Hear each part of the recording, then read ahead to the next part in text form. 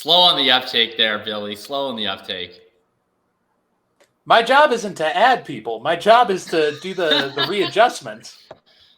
Oh, my God. We're off the rails. Oh, I think Tom is off the rails. I think Tom is the one losing this. Tom is fully off the rails. Until Tom figures out what he's saying, Billy and I will start the introductions. My name is Jakob Sanderson.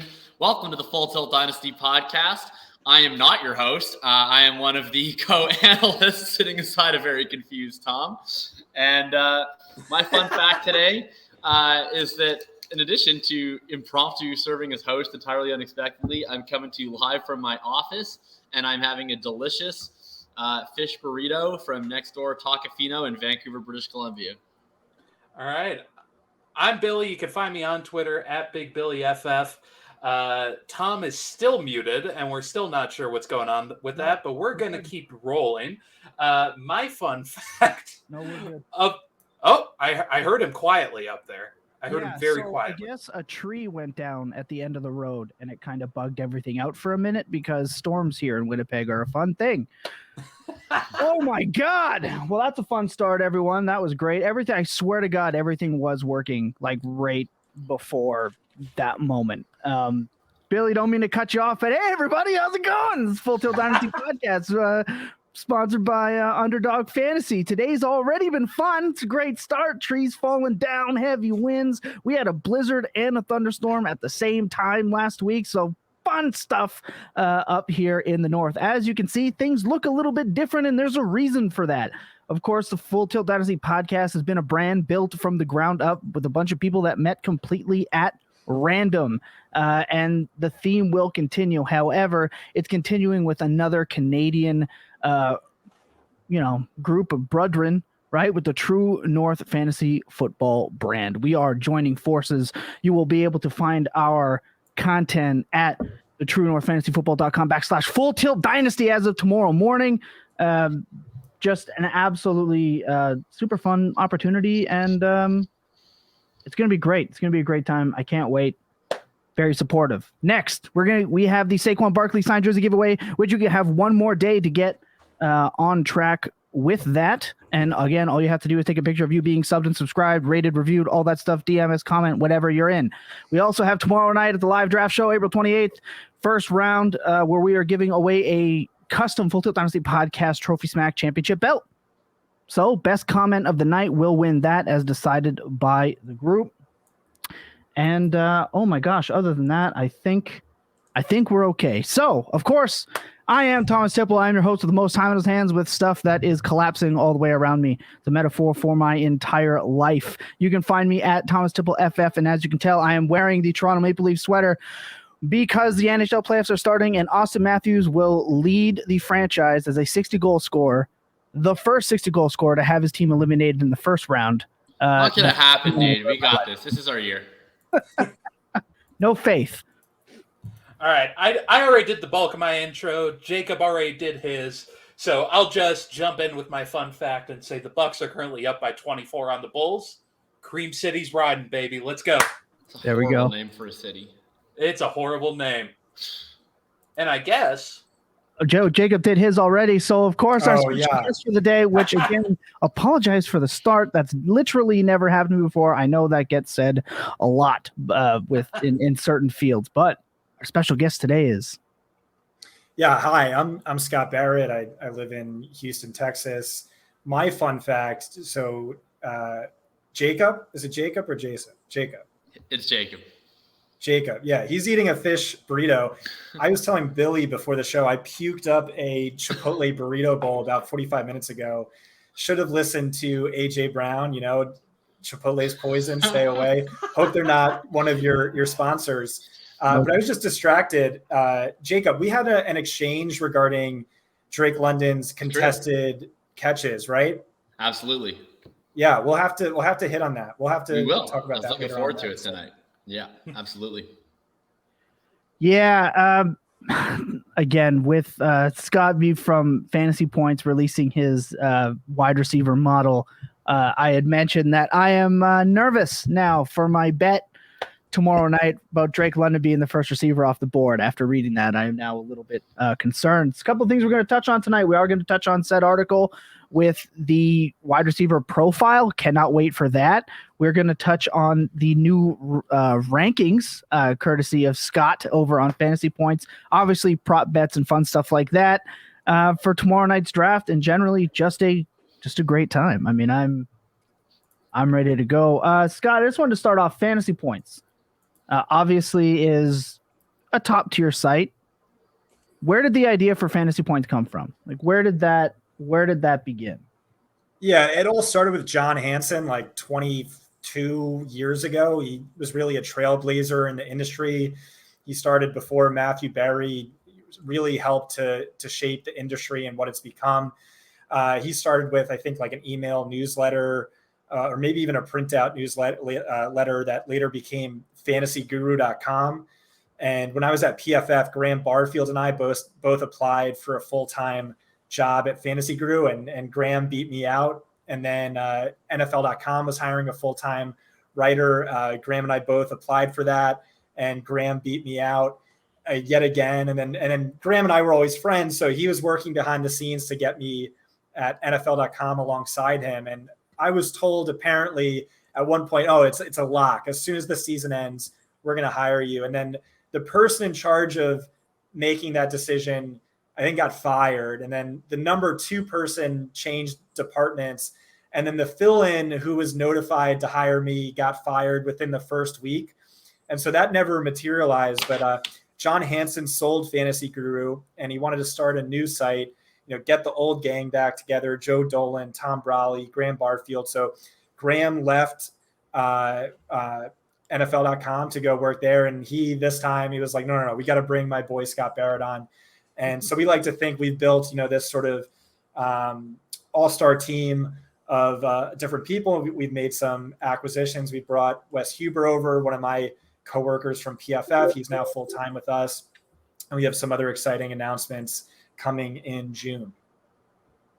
See, I love that. Yeah, Jakob actually had put me on to Fantasy Points, I think, oh my gosh, it was a while ago. It was my first experience with it. And honestly, going through it and getting to learn with some of the tools. And now fantasy football has just expanded to more than just that. You guys do DFS, you guys do betting, you even do cards. I mean, it's pretty, you guys pretty much have a little bit of everything. Yeah, wait for that announcement in June. I can't really talk about it, but it's going to be exciting. We'll keep tabs. But no, I love Fantasy Points for sure. And I mean, I remember one of my first article in the industry was I wrote about the Pareto principle and capturing asymmetrical upside in Dynasty. And honestly, like, I remember what inspired that was like your Upside Wins Championships article, which I quoted throughout a lot of my early stuff. And I've been a big fan of Graham's yards created work forever. Like, yards created from Graham and reception perception from Matt are like my 2 holy grails of quantifiable film metrics that I absolutely adore. So love everything you guys have going on. I'm super pumped to get the chance to talk to you tonight. Before we get any farther, I just want to ask one thing we like to do, Scott. The shows, especially this week, is kind of in the middle of the week, but obviously with news and conjecture and conversations running rampant, we like to do like a little do we care, where we each get to pick one little nugget that's on to like, do we really care about it? Because there's 672,421 other podcasts with twice as many articles and triple the amount of awful tweets about it, that we don't like to sit here and hammer home things that have been done and really, really beat to death. Is there something that's floating out there right now that really has drawn your attention that you haven't just hammered home to death as of yet before tomorrow? I don't know. I guess just basically everything in a mock draft, like everyone's mock draft is going to be extremely wrong. No one knows what's going to happen. So, I think your mock draft just came out. Do we care? I don't know. I don't know what to do. And the thing I was tweeting out earlier today was like, everyone's trying to be the most accurate mock draft, but like every mock draft is going to be insanely inaccurate. Like, why not just do a really fun mock draft? Like, give one of the New York teams both elite corners in Sauce Gardner and Derek Stingley.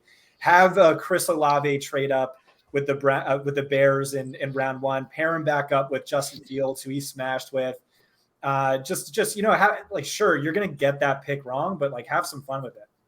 Yeah, I think like I've been living off my mock draft from last year. We were talking about it earlier. I just had this hilariously hot start where I just got totally lucky. But like this now like legendary mock draft that I've been talking shit about for the last year, I think I got like 12 picks right. But like that's what it is. That's like almost as good as Josh Norris's, which won the Giant trophy. Yeah, Scott, he's giving himself too much credit. He refers to it legendary, but he's the only one who refers to it. Well, look, I think it's legend lives on, really. Never forget 7 for 7.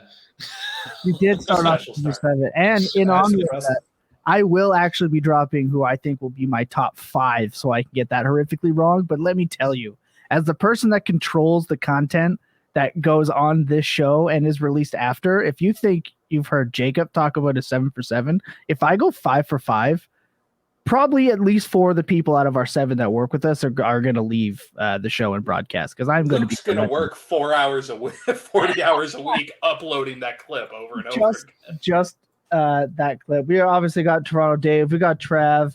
We're in the chat. We're getting back on track. We started off with this, initially this was called a bonus episode, and we all know how the Full Tilt Dynasty bonus. There's no better way to shepherd in a partnership with a Canadian podcasting company than to have like a tree fall down on your street due to a spring storm. I think that's honestly perfect. Yeah. But luckily we got it back. Look, one more thing I wanted to ask you, Scott, about fantasy points. There, as I mentioned with the Do We Care, there are so many sites and places to get fantasy content now. Like, it is officially thrust in the front of everyone's mind. It's not just a gimmick or just a niche anymore. What is it with fantasy points that you feel really drives people to the site? Especially it's a pay to sub website for most of the content, which that's obviously not a lot of places can really pull that off. Yet Fantasy Points is not only doing it, but it's doing it the right way and very well. What is it that really sets them apart? And what's your favorite tool?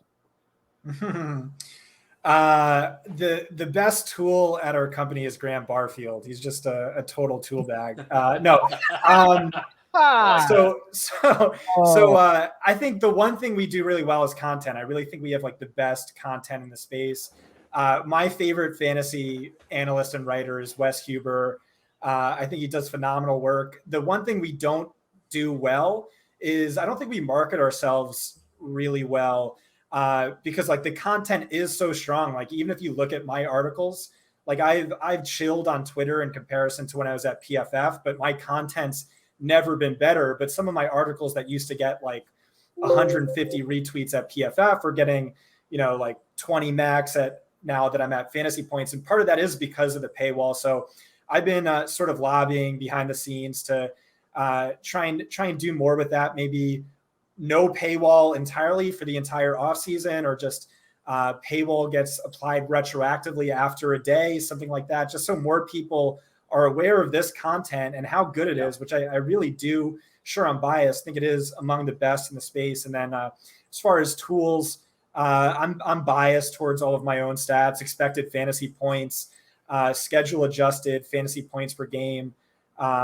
during the season. We're going to add some more stuff. I'm hoping to get slot versus outside wide receiver fantasy points per game allowed added this season. My athleticism score, sports score, Jeff Henderson's WAR fantasy wins above replacement. I think we have a lot of really good tools. And again, June, something big is happening in June. So be on the lookout in June. I almost want to have you back in June to make I'm excited. I feel like the announcement should come first. We did have Austin Gale here before Good Morning Football did. That's awesome. I love Austin. It's not the first time we've broke ground on the Full Tilt Pod, so just keep us in mind when you're about to break that news. Tom is shilling live on the pod. Hey, you have to. That's the game. That's why I'm here. The game. No, I love that. And again, now that I've been introduced to it, especially your ranks, which I do most definitely want to talk about. But before we do that, I just want to take a second to give everyone kind of a break from the start of the show, give everyone a small break of our voices from the now, and take a look at a clip from last year's live draft show as we head into it tomorrow. We're going to take a second. When we come back, the show has grown a lot, and you will see that with these clips. So sit tight. We'll be right back. 30-second break before we come back with Scott Barrett of Fantasy Points. I think Fields should have gone 2, and I think Fields should be the pick here, but I'm sticking by Sewell for now. Sewell would be my pick. You got to protect your franchise quarterback in Goff. Just Corey, you got 80% of the way through that with a straight face. Cole T was team don't worry about protection here. So, I mean. Hey, that's why he has 2 kids.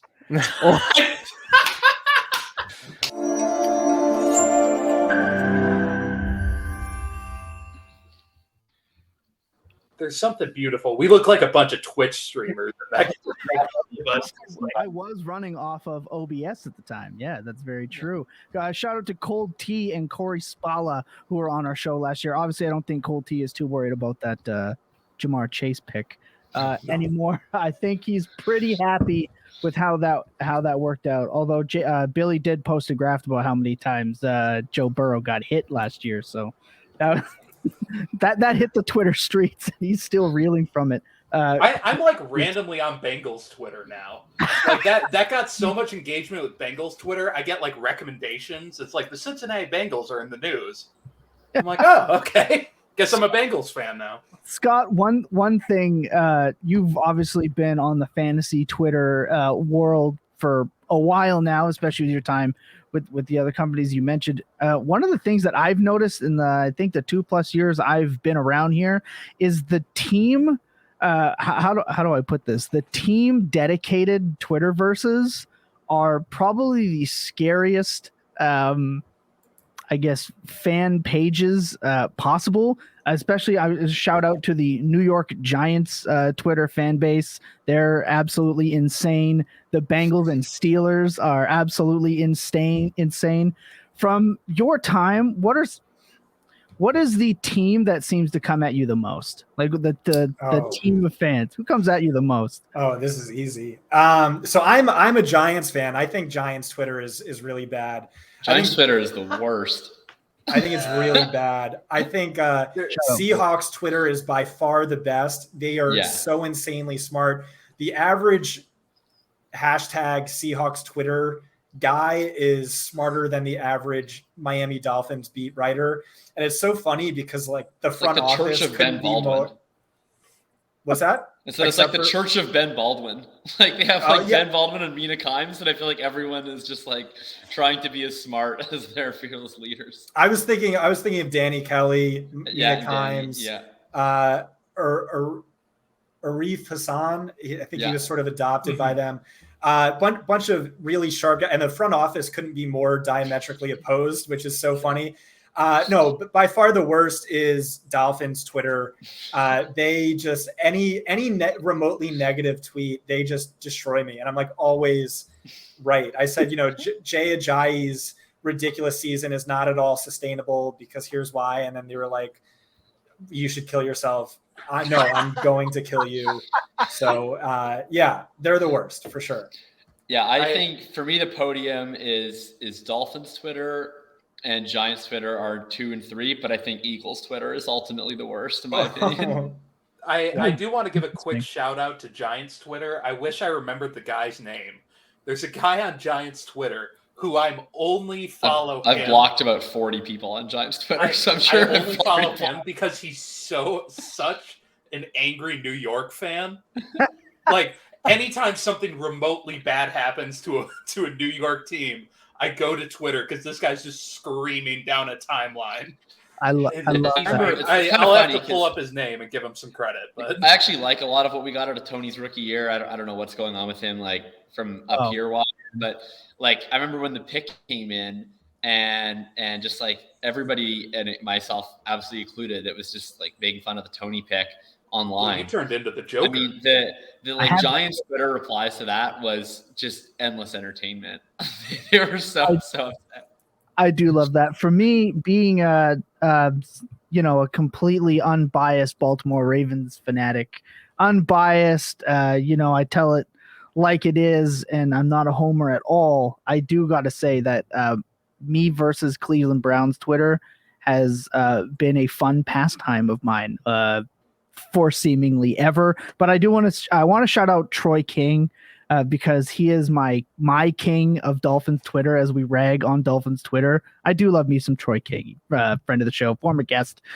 Love that man, but it is a tough scene out there. And I do agree with the Eagles as well. That one's Maddie, you got to talk to your people. Look, let's hit the primer, Scott, because again, I mentioned off air, I didn't think that I was smart enough to really fully get through it between Jacob's articles and your primer.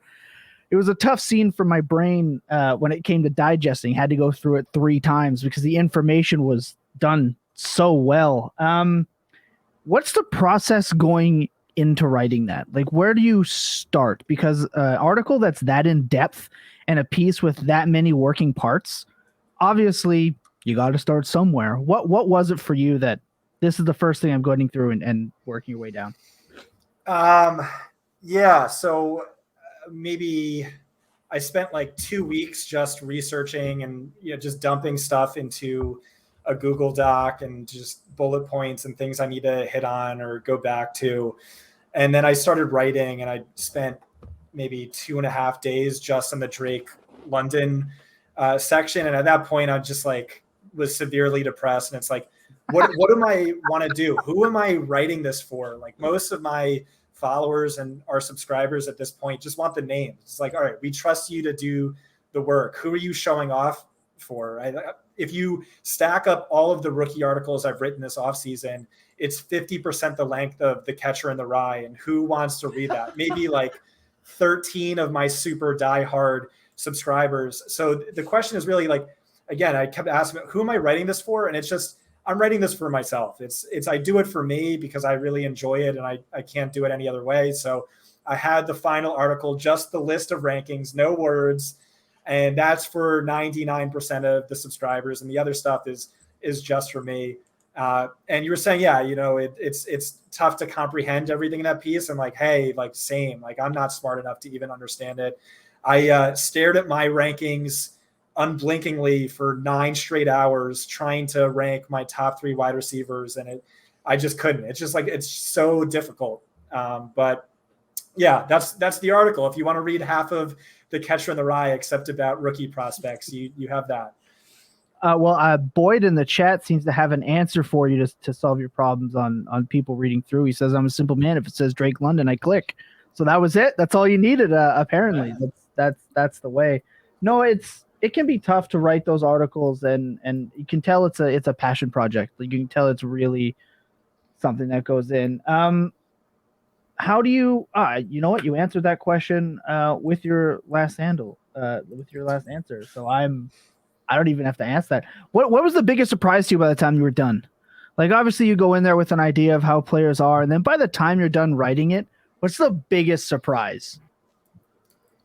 The biggest surprise is I thought there would be some clarity. I really thought, all these words I've written, I'd come away more enlightened. And then it's still Drake London. Okay, the model says he's wide receiver 1, but I see this very damning red flag. There is Jameson Williams, wide receiver 2, but I see 2 extremely glaring red flags. There's Chris Olave, wide receiver 3. I see 1 very damning red flag. There's wide receiver 4, Garrett Wilson. Minimal red flags, but he's still wide receiver 4. And then Treylon Burks, wide receiver 5, another damning red flag. And so I did these models because I don't like the subjective. I want to know what is predictive and just okay, here's what's predictive and why and how these apply to these wide receivers. And now ranking them is easy. And for this one, it's just, I have no idea. And I think Billy was asking me before the show is overall thoughts on this position. And it's no one wants to hear this answer. This is the worst answer to give the listeners, but I just think it's naturally very polarizing, very boomer bust class where you take your top 7 wide receivers, a random 33% hit massively, a random 33% bust massively. And I don't really know who those are pre-hindsight. And that's the answer I hate to give, but it's unfortunately the answer I came away with. Yeah, and it kind of lines up with what we were saying in our rookie countdown. Like, we got down to the top 4, and for us it was Burks, Wilson, Williams, and London. And we kind of just said at that point, anyone you have number 1 in that range, like, we're not going to be too upset about it. And I mean, you have Olave at 3 too, and like there's no real like fight in that, because it really does feel like a lot of these guys, it's just going to be a coin flip on what they do in the NFL.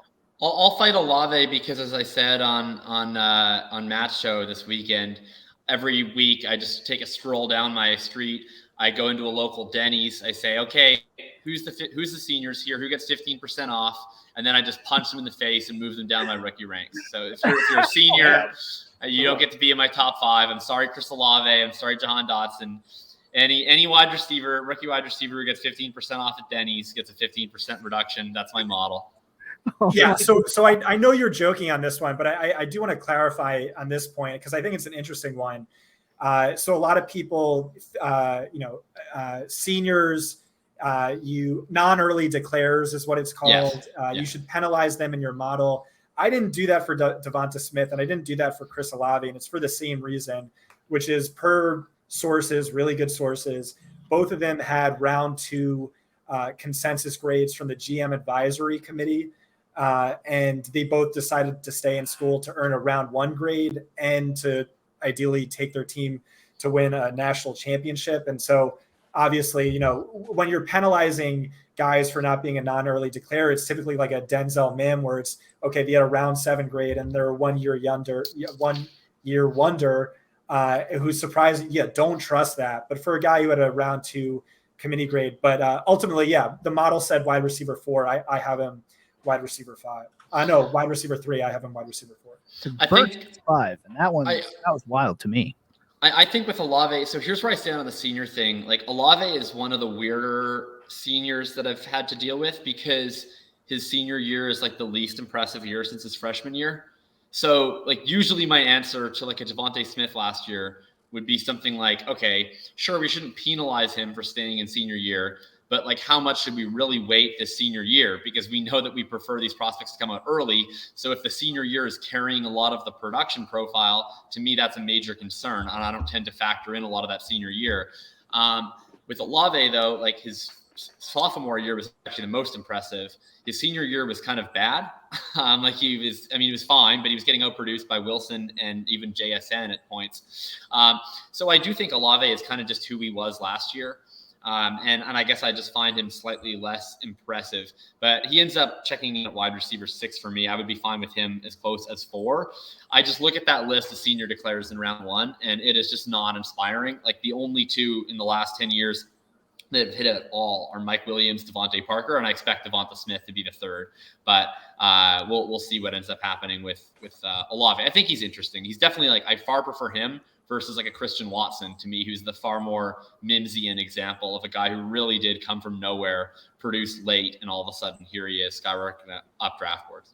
Yeah, Olave's situation is weird because I said this on the countdown. It's really strange to just say, he is a senior and he fits into that classification, but he could have just came out last year and would have just been in the draft. And he would it's such a weird situation. I guess I just wouldn't have liked him that much. I don't know. I think he would have been fine last year. So if he comes in last year, if this senior year didn't happen and say he came out as a junior, we lop his senior year off existence and we only have his 3 years to look at, and say he gets that round 2 grade that he would have gotten last year. Where would he rank? Because to me, round 2 Chris Olave with his 3 years, that's still kind of the same-ish as round 2 Skye Moore to me, maybe a little bit worse. So that's why he ends up still below him to me in the rankings, because if what he has over those guys is draft capital in round 1, I just don't care about the draft capital that he gets in round 1 by staying as a senior, when to me, I don't want players that are seniors. So I'm not going to reward him for moving up from round 2 to round 1 by staying for a senior year. Yeah, I will just say, I think his sophomore season, like you said, was really impressive. His junior season was significantly more impressive than Garrett Wilson's, and there's really not much of an age gap between them. Remember, Wilson played an extra game. He had about 60 extra routes. And then last season, obviously, he ranked third on the team in receiving yards. And this was something I used to really penalize wide receivers for foolishly. I was a little too low on Justin Jefferson. I was a little too low on Amon-Ra St. Brown. So I really made more of a point to focus on adding a teammate score that especially captured for high-level prospects still in school. I use Wes Huber's Devy rankings for that. So you can't penalize a Amon-Ra St. Brown for Drake London beating him out in receiving yards. You can't do that for Justin Jefferson because Ja'Marr Chase is a Ja'Marr Chase level prospect. And I think Jackson Smith-Njigba is a Ja'Marr Chase level prospect. And of course, Garrett Wilson is supposed to be drafted in round 1 too. So it's sort of like, sure, still really impressive by, yards per route run or whatever. But the target competition was hyper elite. And remember, Jamison Williams was on 2 of those teams as well when Olave was the most productive wide receiver in the Power 5 from 2019 to 2020. Yeah, I think I methodologically I'm just slightly different in. I agree that target competition does matter. I just think what's really difficult for us to do is sometimes, like, take these Alabama wide receivers, for example. It's like they kept getting drafted highly, and we reached sort of a difficult part where it's like all these guys are getting drafted in round 1, which is obviously really impressive. So they're obviously elite college receivers. But then we had like Ruggs came in and he wasn't even very good. And then Judy came in and he was kind of okay. And it's like, man, like, have we constructed this house of cards with all of these teammates where we're like thinking that they're all really good, but actually they're not all as good as we think. And now Smith comes in, Waddle comes in. It seems that those two are clearly the best prospects of the bunch. To me, I think like the way I would just prefer to get around it instead of teammate adjusting, because I think it's just so hard to tell, is either just use lower thresholds or I really love with these Power 5 guys. I exclusively look at yards per team pass attempt with some of these guys in these high leverage offenses versus like a receiving yards market share or dominator, because I've talked about this a bit before. I love yards per team pass attempt when you look at some of these Ohio State, LSU, Alabama guys, because their offense are so efficient that they end up popping past thresholds a lot more easily in something that doesn't penalize them for others' efficiency. Mm-hmm. So if we're looking at like dominator rating or market share, when Jackson Smith-Njigba has an 80-yard touchdown to the house, like it actually does penalize Chris Olave really in a market share standpoint. Whereas from a yards per team pass attempt standpoint, it doesn't do that because it allows those players to get credit for their role in contributing to an ultra efficient offense. And I think Olave comes out fine. I guess the other thing is, the age, like the Olave versus Wilson thing, I think depends a little bit more on if you focus more on age or experience, because it is interesting where you have 2 guys that are the same age, albeit one started in school a full year earlier. And I'm probably more on the experience side of the ledger, but I could definitely see the argument that those 2 are closer or you even have Olave ahead than potentially I foresee them as.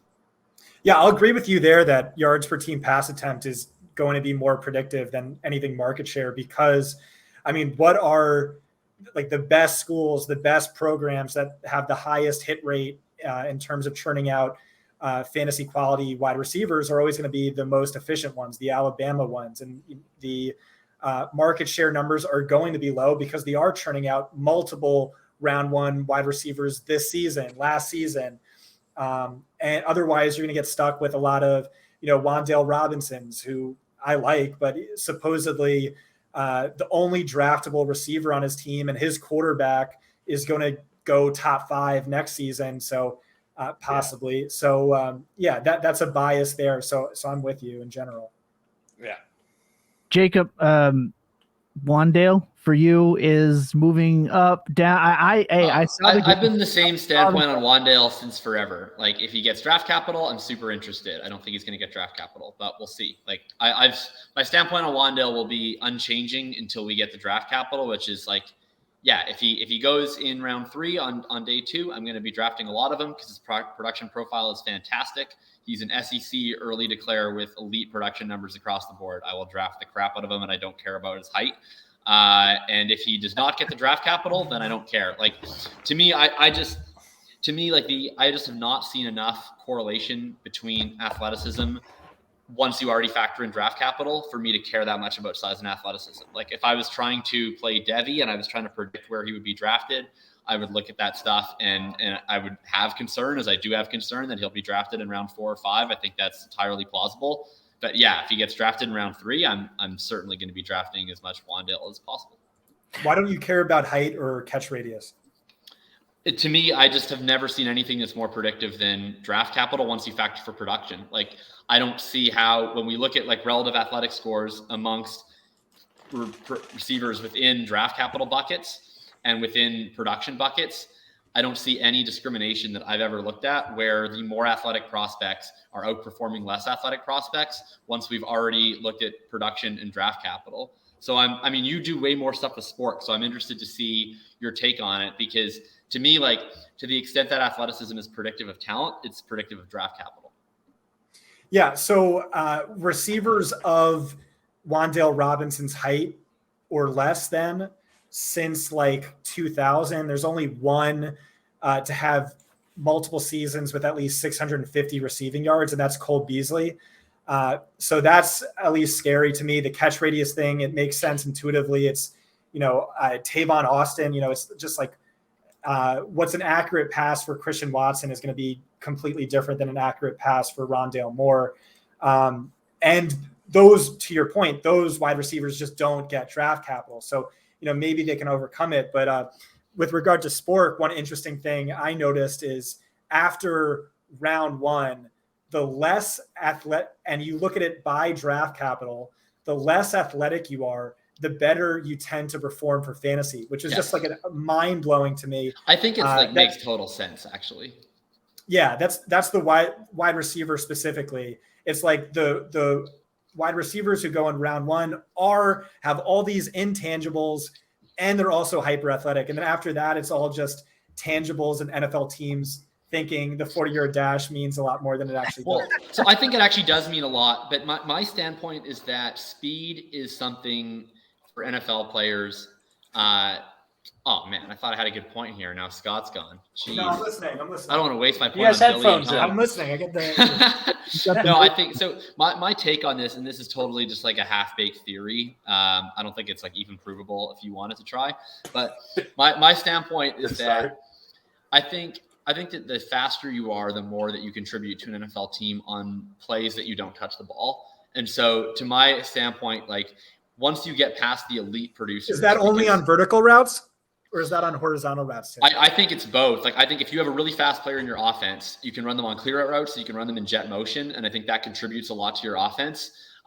Whereas like a player like a David Bell, to me, like, I guess he might be helpful in run blocking, but like in terms of pass plays, to me, he's primarily going to be contributing on routes that he's catching the ball. Whereas like a guy like a Jameson Williams, like, I don't think he's going to be the most productive wide receiver in this class, but it wouldn't surprise me if he goes like top in the draft, or even if he's necessarily like, he might be the most impactful. If you look at stats like at Deshaun Jackson and his impact on quarterback performance over the course of his career, even though he's not like the most productive receiver of all time, he's arguably one of the most helpful receivers of all time in terms of contribution to his offense. And so to me, like, I look at some of these guys in round 2, round 3, and the NFL just isn't drafting for PPR scoring. Like, I buy that a Donovan Peoples-Jones running a bunch of clear out routes is like actually helpful to an NFL offense. Like, maybe he isn't, maybe he is, but I buy that that's plausible, where if you're like a tertiary option in an offense, that it's probably more effective for that tertiary option in offense to run a 4-3 than it is to have like a 4-6 guy running out there, because he's not going to be drawing that safety help and helping clear things up for better players.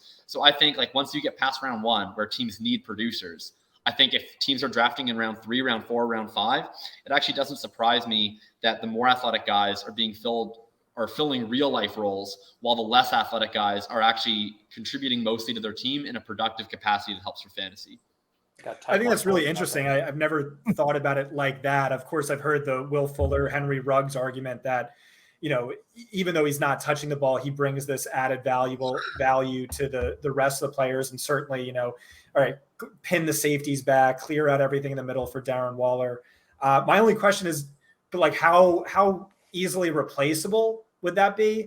Just like Tyquan Thornton's supposed to go in round 5, and he has the best 10-yard split of any player, I think, ever. Maybe Chris Johnson, but that's more of an urban legend than an official time. No, I totally agree with you. Like I put out even a tweet, like I think it was after MVS signed, where I was like, why do teams keep signing these like Z receiver win sprinters? Like they continually get money.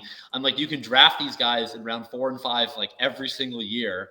You're not even going to throw them the ball. Like you can find like the Chargers to me are a team that is smartly run, and it doesn't surprise me that they had guys like a Jalen Guyton and a Tyrone Johnson who they're paying nothing to, and they're like taking minimal capital, and they're just sending them on love of the game routes like time and time again. The perfect example of that, by the way, was Chris Hogan during his New England tenure. Just 9 routes all day. Just did you know that Chris Hogan played lacrosse? Oh wow, really? Did he? That's a flag football route. Just go. You there, take off. Yeah, one thing with Wandel, Jacob, you say that it's not really going to matter as long as he gets the draft capital. But as Scott was saying, things like catch radius and kind of being a little more difficult to maybe use for certain quarterbacks. There's got to, even if let's say in a perfect world, Wandel Moore. There you go. Yes. Yeah, you've seen my Wario memes. Let's one drink. Let's say Wandel Robinson goes to a team with a god awful, inaccurate like quarterback, like a Zach Wilson type guy, but it's in. I have high hopes for Zach Wilson. Yeah, me too. I'm excited for you too. It's first name. Oh. Everyone turn on Tom real quick. I think another tree fell. I got to go. No, but let's say he goes to just a really inaccurate NFL quarterback. Even though he has the draft capital, his size then still doesn't worry you because you're just convinced that it can be overcome? Or I mean, I'm not like convinced of anything. I just, to me, like everything that Scott said about like, oh, like, you know, people this size haven't had this production. Like, yeah, I mean, if you look at the draft, like people that size just don't get drafted highly, which again, like I think he probably won't. Like I think this is probably a moot discussion, and he's probably going to go in round 4 or 5. And like once you get into day 3 receivers, to the extent that anything is predictable, you generally want to go for like small school, like super producers, and it doesn't really matter how old. Like that's kind of like the model that works, if there even is a model that works. Once you get into day 3, there's no longer, to me, like good prospects and bad prospects. Like all day 3 prospects are probably bad prospects for wide receivers, even the best ones. So if Wandel goes round 4, round 5, I'm not really going to be too interested. I mean, maybe I'll take some for last in the 4th round of rookie drafts. But yeah, like to me, like, you know, just there's been so few that go in the early rounds that I guess to me, I'm really resistant to bringing into factor like things that complicate the process that aren't proven to matter. And so I guess to me, like, because the sample size is so tiny with actually good, productive, early producing prospects. Well, the small sample size is part of the sample size, where it's just that the NFL doesn't want to take these players. Right. Yeah. Which to me is like I've never like once been like caught alive saying like, I guarantee you Wandel Robinson will get good draft capital. Like, in fact, I don't think he will get good draft capital. Right. Exactly. Yeah. And so that's the counter to it. Like, and it's, so to me, it's like, but I just don't care. Like, to me, like the NFL draft has its place, right? I think he pops well in terms of the productive stats. And I think that if he does get draft capital, then like there's no circumstance in which Wandel gets good draft capital, and I'm looking at an SEC super producer and I'm not going to draft him because he's too small. It's just not going to happen for me. I think it's entirely likely that he doesn't get the draft capital, and there's a very long history of NFL players who have fantastic production profiles who don't get draft capital, and those players are usually bad because the NFL is telling us, like, we've looked at this player and we don't think he can play, either because they're too small, because they are too slow, because they can't separate, whatever it is.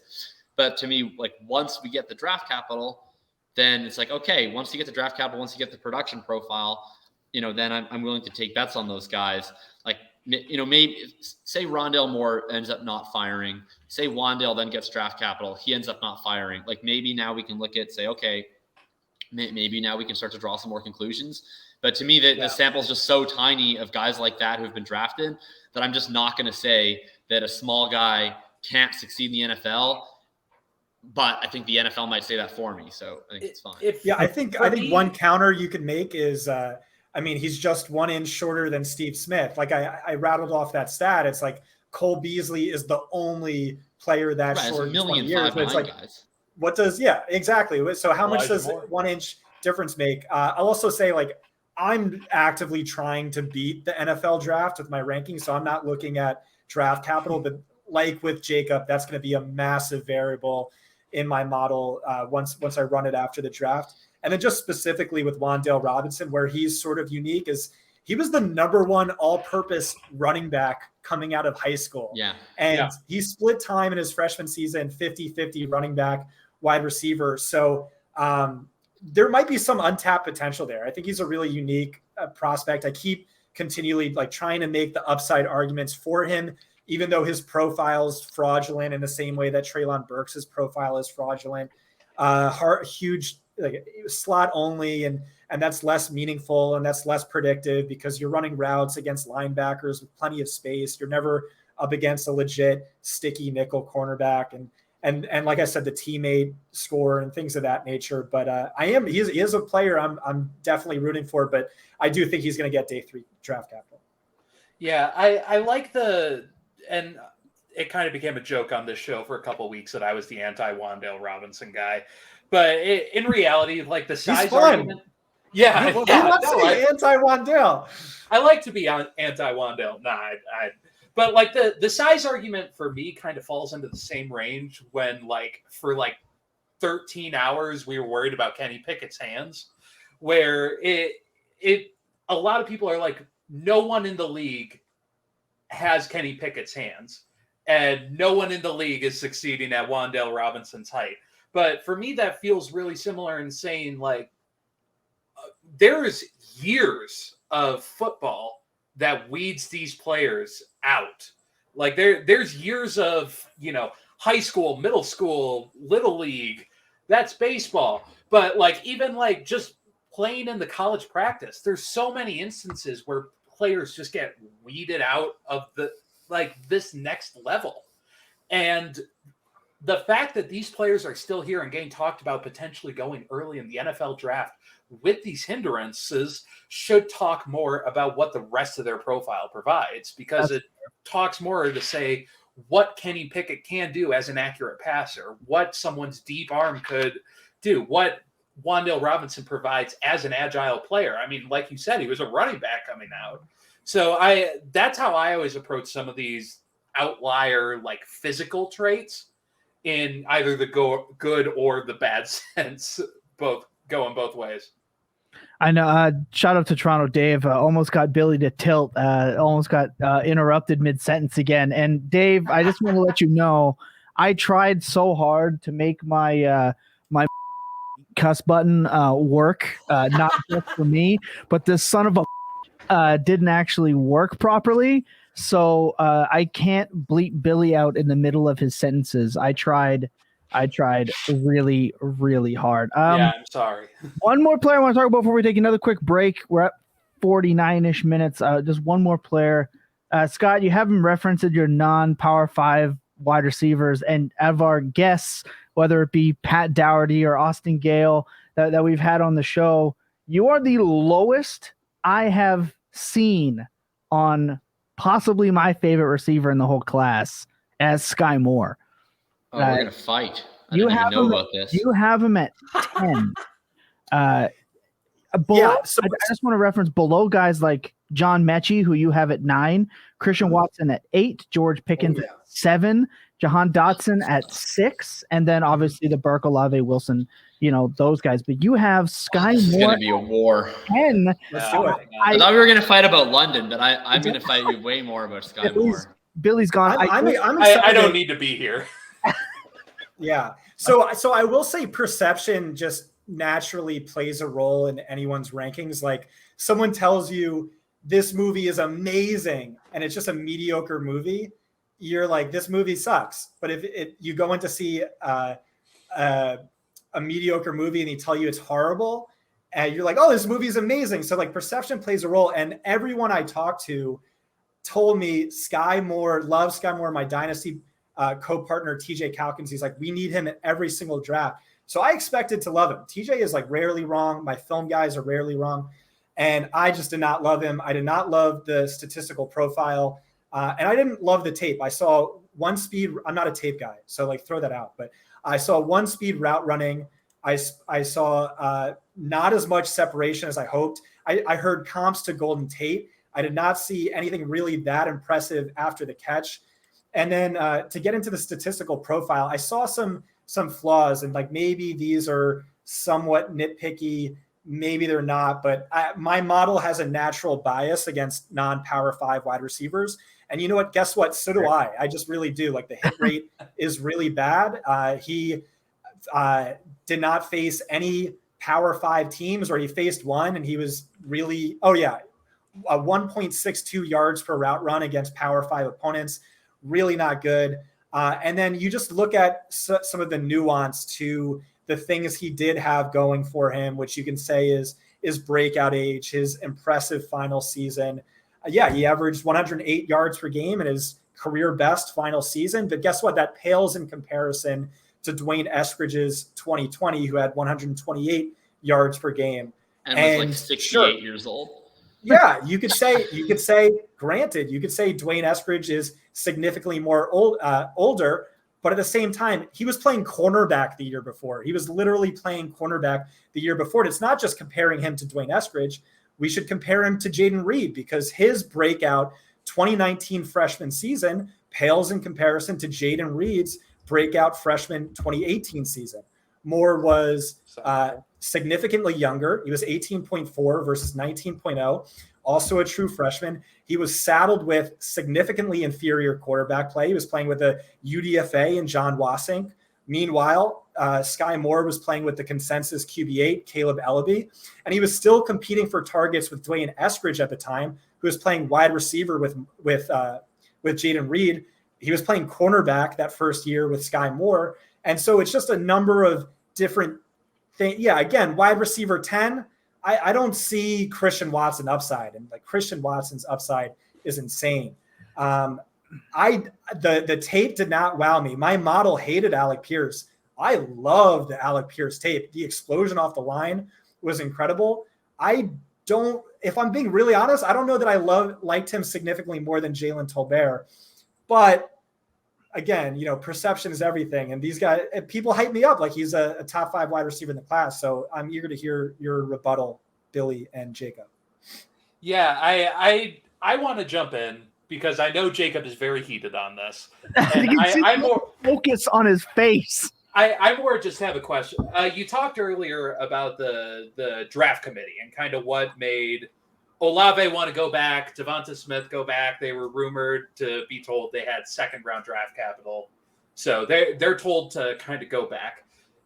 But shouldn't that be viewed as a respectable piece that Skye Moore came out because more than likely that committee told him, hey, you're going to get good draft capital.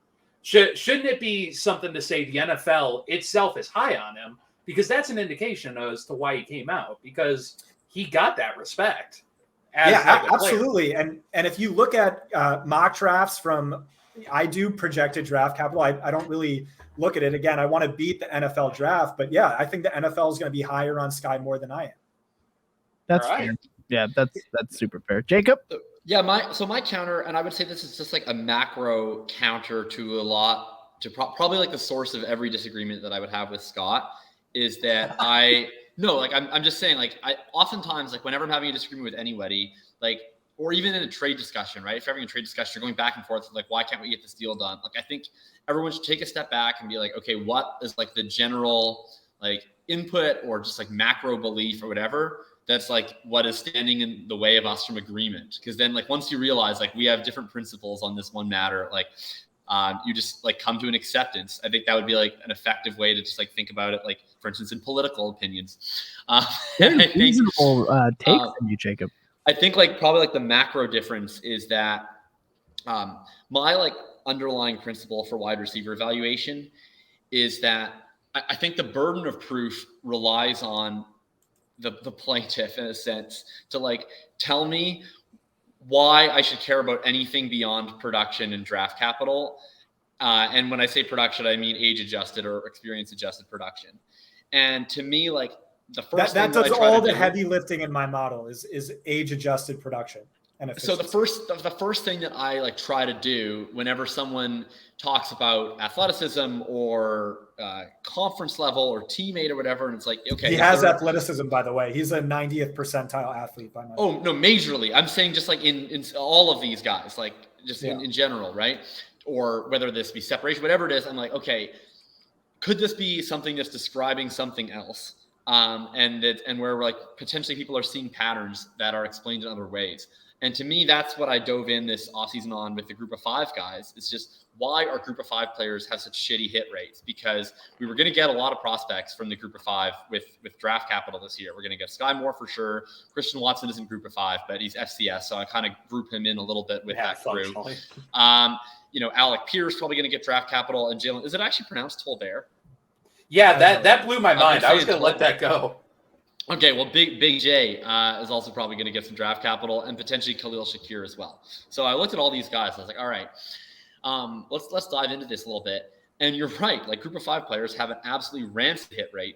But the issue is, like, we already know that declare status is a thing that matters, at least on a macro level. We've seen it. And most of these group of 5 players that have come out, even the ones that get drafted highly, just have really shitty experience-adjusted production profiles. You look at so many of these guys that have gotten draft capital: Anthony Miller, Carlos Henderson, Traquan Smith, Aaron Dobson, Dwayne Eskridge, Taywan Taylor, Zay Jones. All of these guys are guys that have gone day 2, but that didn't break out until their 3rd year or later, played 4 years in college. And then you have this other smaller subgroup of guys like a Cortland Sutton, a Michael Gallup, Deontay Johnson. I'm missing a couple names. I'm going off memory, but guys that actually broke out early, produced, but were 4-year players. And that's had some misses. It's had some hits, but it's generally been a little bit better. And then you just see this tiny little group of 3-year players that have gotten day 2 draft capital or better from the group of 5. And it's actually a 1-player group. It's just Devontae Adams. And now it'll be Skye Moore within the last 10 years. And it's not to say that Skye Moore is now a 1-for-1 comp to Devontae Adams. That's obviously what I heard. But to my point, like, to me, he's already reached so many different hurdles. And what are those? Can you repeat those hurdles one more time? Yeah, just like production within his first 2 years and early declare. Like he is the second 3-year player. I don't think that's right. There's like a million Daniel Bravermans who had 1,600 plus yards and were early declares who went round 7 and never hit. No. I'm saying and went day 2 of the draft. Oh, you're factoring in draft capital. Okay. I'm always factoring in draft capital. I don't give a shit about guys on day 3. Like I don't care. I'm trying to beat the draft, so I'm trying to throw that out and then add it back in later. So to be very clear, like to me, I'm not trying to do that. I'm completely ambivalent about the players. Like my attitude is just the way I look at it is the NFL tells me who they think is good. And then how close do you think your rankings are going to be to actual rank order draft capital? Not, but that's not what I'm trying to do. Like, so what I'm trying to do is like, I'm looking at as a layer. I'm looking at draft capital as 1 layer. And then I'm looking at the production profile as a 2nd layer. And so to me, I'm just looking at like who's good contingent upon getting draft capital. So guys like David Bell and Wandel Robinson, to me, profile as guys who, if they get draft capital, look really good. I'm also like, if I'm in a draft today, I'm approaching them with a shitload of caution because I don't think that they're necessarily going to get draft capital. And we can look at the mock draft data to try and figure that out and fill in the blanks. So to me, like I look at a guy like an Alec Pierce, I don't care where he gets drafted because to me, he profiles like crap. Like he just wasn't ever productive. He played in the group of 5. He's a senior. Like I'm not interested. And then I look at all the guys and I'm like, okay, who actually has early production? And these are the guys that I'm generally interested in is early production, especially early production, early declares. And then I look at the NFL and say, okay, how many of these guys are you going to rule out NFL? And they'll say, yeah, we're crossing off Wandel. We're crossing off David Bell, potentially. We're crossing off maybe Khalil Shakir, whatever these guys are that I like. And then who's left over? And Skye Moore is going to be one of the guys that's left over. Like his profile is really strong when you factor in his draft capital. And he's going to get round 2 draft capital at worst. I think it's honestly more likely he goes round 1 than round 3. He's certainly not going to go on day 3. That would be shocking, quite frankly, if he goes on day 3, based on what mock drafts are telling us. I think his average ADP is like around 40s. So with Skye Moore, like basically what I would look at with these group of 5 guys, the group of 5 players behave like every other player, which is that the late producing, late declares generally suck. Early producing, late declares, of which there are more late declares because people just don't declare early from the group of 5, are hit and miss. And early producing, early declares, there's not a whole lot of them out there, which shows us just how difficult it is to be one from the group of 5 that get that draft capital. So to me, if Skye Moore checks all those boxes that I would demand from any other player, just the fact that there are so much less of them in the group of 5, I really don't hold the conference against them whatsoever. Because to me, like, it's the same type of pattern that we see among Power 5 wide receivers. It's not as though like group of 5 wide receivers it's not like early declare super producers like Skye Moore are doing worse from the group of 5. It's just that most group of 5 wide receivers who get drafted are just bad prospects. Like, they just aren't producing early. They aren't producing a lot, or they aren't producing until very late, and they're declaring late and they're old. And to me, like, a lot of this other stuff, like group of 5, for instance, becomes descriptive. It's like, okay, why does a player like a Jalen Tolbert, for instance, who I'm not the biggest fan of, look at his He's profile. going to go day 2 as well. Yeah, but he didn't produce until like super late in his career, and he's old. Yeah. And to me, it's like, okay, why don't I like a Jalen Tolbert? To me, you can get to the same path in 2 different perspectives. You can look at it from just like a spreadsheet perspective, which is like, yeah, he produced late and he's old and he's a late declare, and so I'm not interested. And then intellectually, like, why is it the case that so many of these guys fail? Probably because they're just not that developed of players. They have a certain ceiling, and they end up not reaching their ceiling until they're at a point where they're bigger or faster or more technically sound than everybody else that they're playing against in these weak conferences. And then when they get to the NFL, it isn't good enough anymore. And with Skye Moore, we'll see if that happens. But to me, it's just so rare that we actually get these highly drafted early declares from a group of 5 school that I'm not worried about it. And so I'm factoring in the fact that he played in a group of 5 conference at a rate of 0. To be entirely honest, and he ends up being my wide receiver 4 in the class. Oh, wow. So that is a fairly decent difference. So then I just want to ask then, when it comes to a super flex rookie draft, which obviously some people have already done theirs, and like normal, sane human beings, most people will be gearing up to do it, shortly after this weekend. Scott, I'll start with you. He's your wide receiver 10 at this point pre-draft. You're in a dynasty super flex rookie draft. What's the highest pick, assuming he gets that day 2 capital? What's that highest rookie pick you're going to be willing to spend on him? Yeah, so I'll just say, like, even if I'm not adjusting for the lesser competition and the fact that he flopped whenever he faced Power 5 levels of competition, I just don't think his production profile comes anywhere near close to names like Chris Olave, Jahan Dotson, George Pickens, you could argue Christian Watson, but John Mechie. I'd take him probably 201. So based on which metrics? Like, I don't see this at all. Like, I can see the argument for Olave. Yeah. So what metrics are you looking at Dotson that put him wide receiver 4? So first of all, like, if a guy is not breaking out early, then I don't really care that much about their raw production. So Dotson and Watson, and I forget. Yeah, Dotson. Yeah, and Watson, Watson's an easy one. You could just so Dotson and Watson did not hit any meaningful thresholds that I look at until year 3. So they're immediately behind. Like, they could have had 6 yards per pass attempt in their senior year. They would still be behind Skye Moore for me. With Olave, I think, I easily could see an argument for Olave over Moore. I think that's totally Dotson fine. didn't hit it till his junior year or his senior year? His junior year.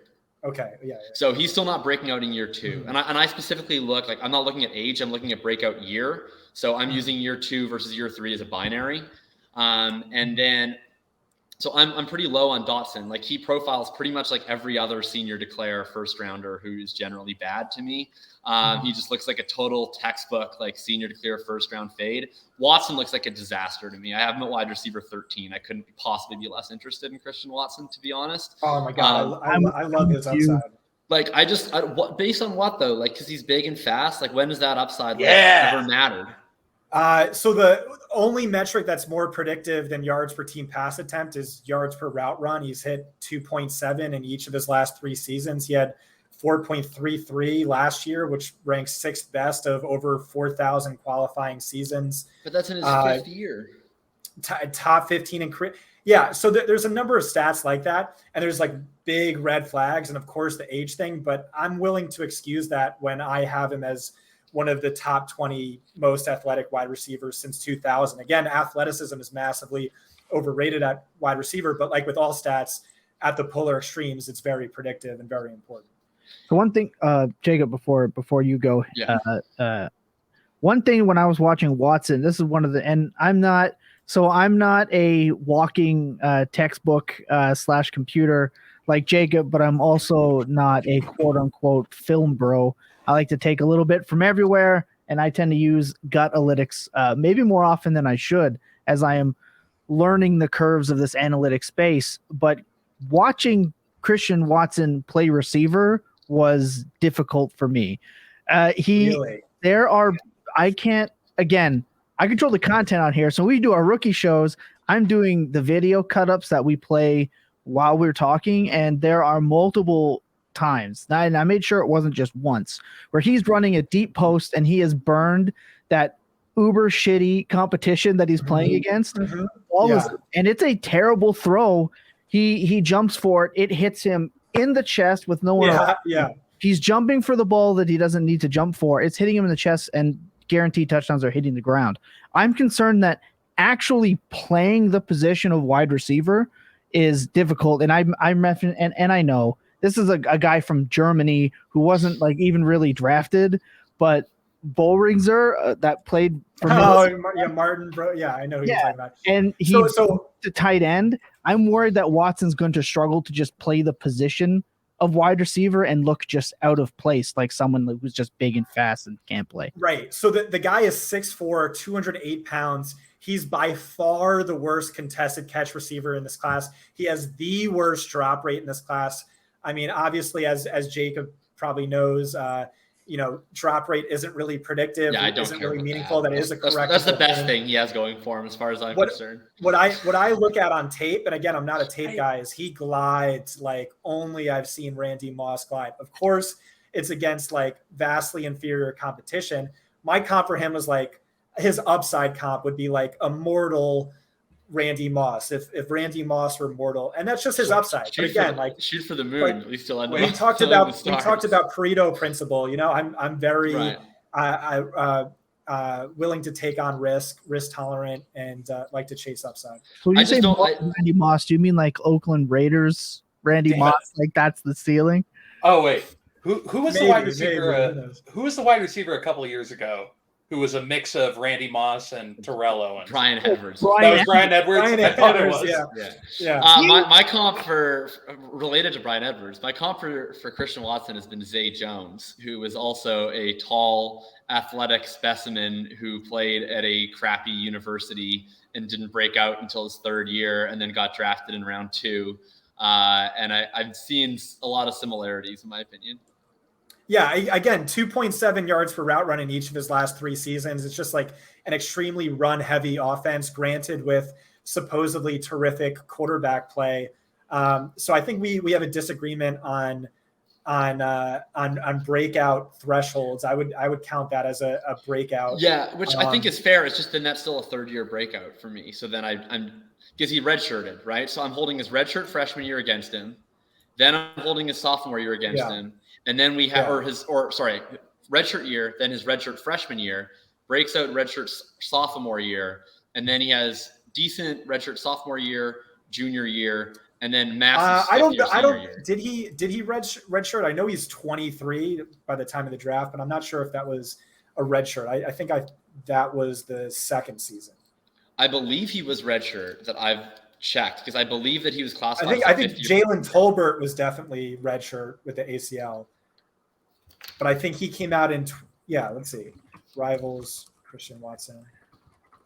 I just want to make. He also did nothing in high school, by the way. He was just like a long shot prospect. Watson redshirted his true freshman season. As a redshirt freshman, caught 9 for 165, and then had his breakout year as redshirt sophomore, 34 for 732. Yeah. So to me, like, honestly, like once you get to you're not breaking out till year 3 and you play in the FCS, I kind of don't care what else you do. And I just want to point out that Watson had like 1 year plus 1 game of really good quarterback play, and everyone else would be on the practice squad for the Toronto Argonauts if they got lucky. I can see it with Watson.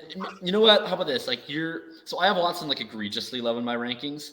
I will allow like maybe thanks to your extra push you've given me, I will move him up to like wide receiver like 10. Yeah, I mean that's at least more in line with draft capital. But yeah, I mean, clearly the big distinction is breakout age, and I don't think he had that, but he did have enough of everything else with the athleticism, doing some extremely heavy lifting to make me overlook that. Maybe this is hubris, but I really certainly don't value breakout age and breakout thresholds in the same way you do. It's a tougher to make an argument for a Christian Watson or a Jalen Tolbert, absolutely. With maybe a Jamison Williams, it's a little bit easier, although he certainly has that problem too. Because it wasn't just the fact that he was buried on the depth chart in his sophomore season. He was on the field. He just didn't put up numbers, and like that's maybe even more alarming. But there's certainly some players in this class, and then you'll have. At least they also have Skye Moore above Jamison Williams. Nice. I have Skye Moore, wide receiver 4. So I have a top tier of 3, which is London 1, who we haven't even talked about yet. Then Wilson, then Burks, and then I have Skye Moore.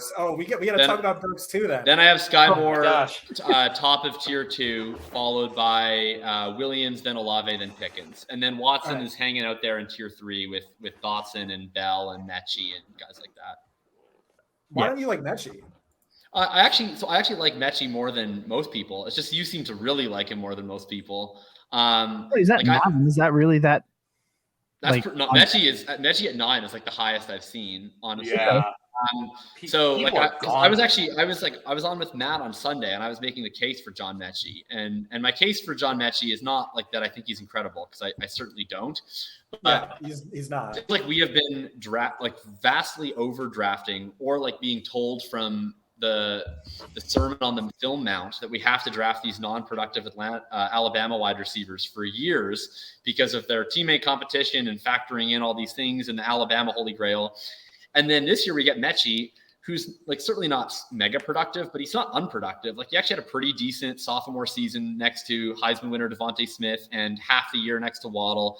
And then he got outshone by Jamison this year, but he still had a really strong year. And maybe it's because of the injury. Maybe it's because his name has meh in it. But I think to me, he's almost underrated in the sense that he really doesn't look all that much worse than a lot of these like producing Alabama wide receivers. Like pretty much all of them outside of Devontae Smith have massive production red flags.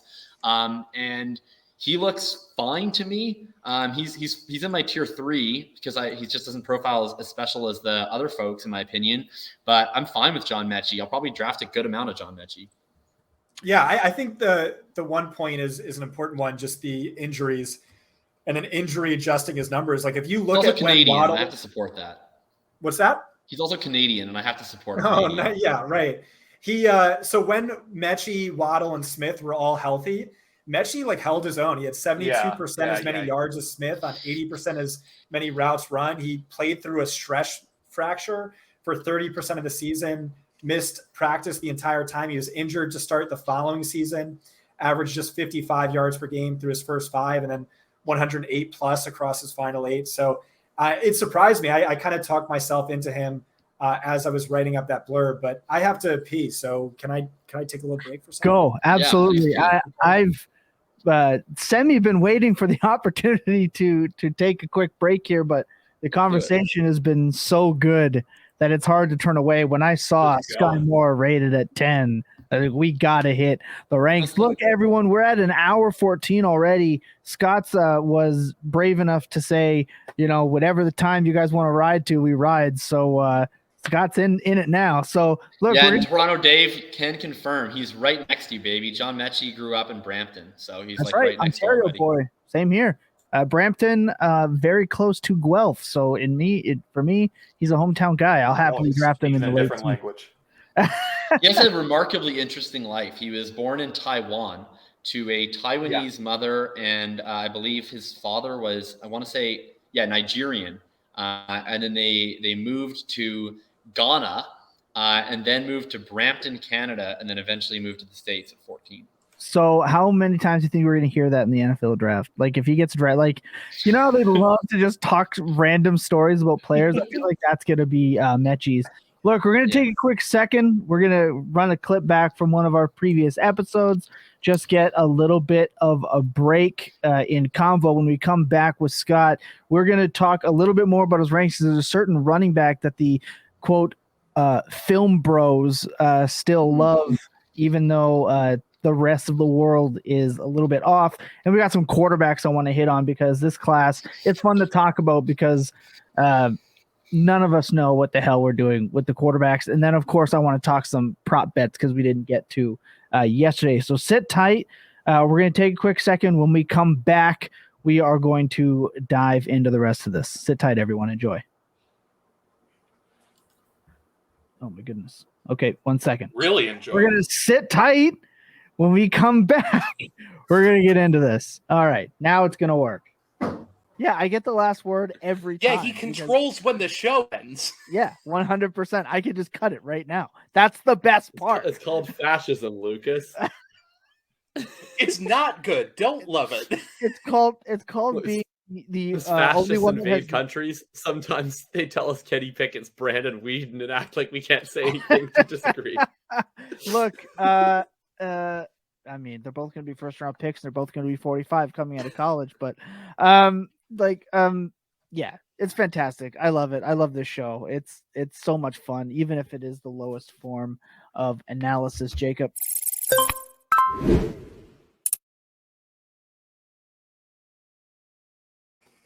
Still fighting that. The lowest form of analysis. Jacob got mad that I was comparing game logs with Jacob when it came to the argument. I got very upset. Yeah.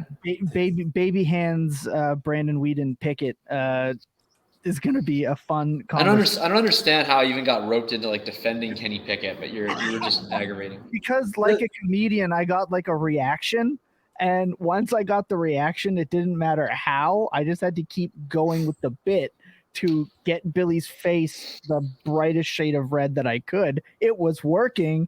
And this is what happened. This is what happens to use game logs to make a point. The game log argument for quarterbacks it's so upsetting to me. I know, but hey, go look at Malik Willis's game logs. Don't look at Middle Tennessee State, please.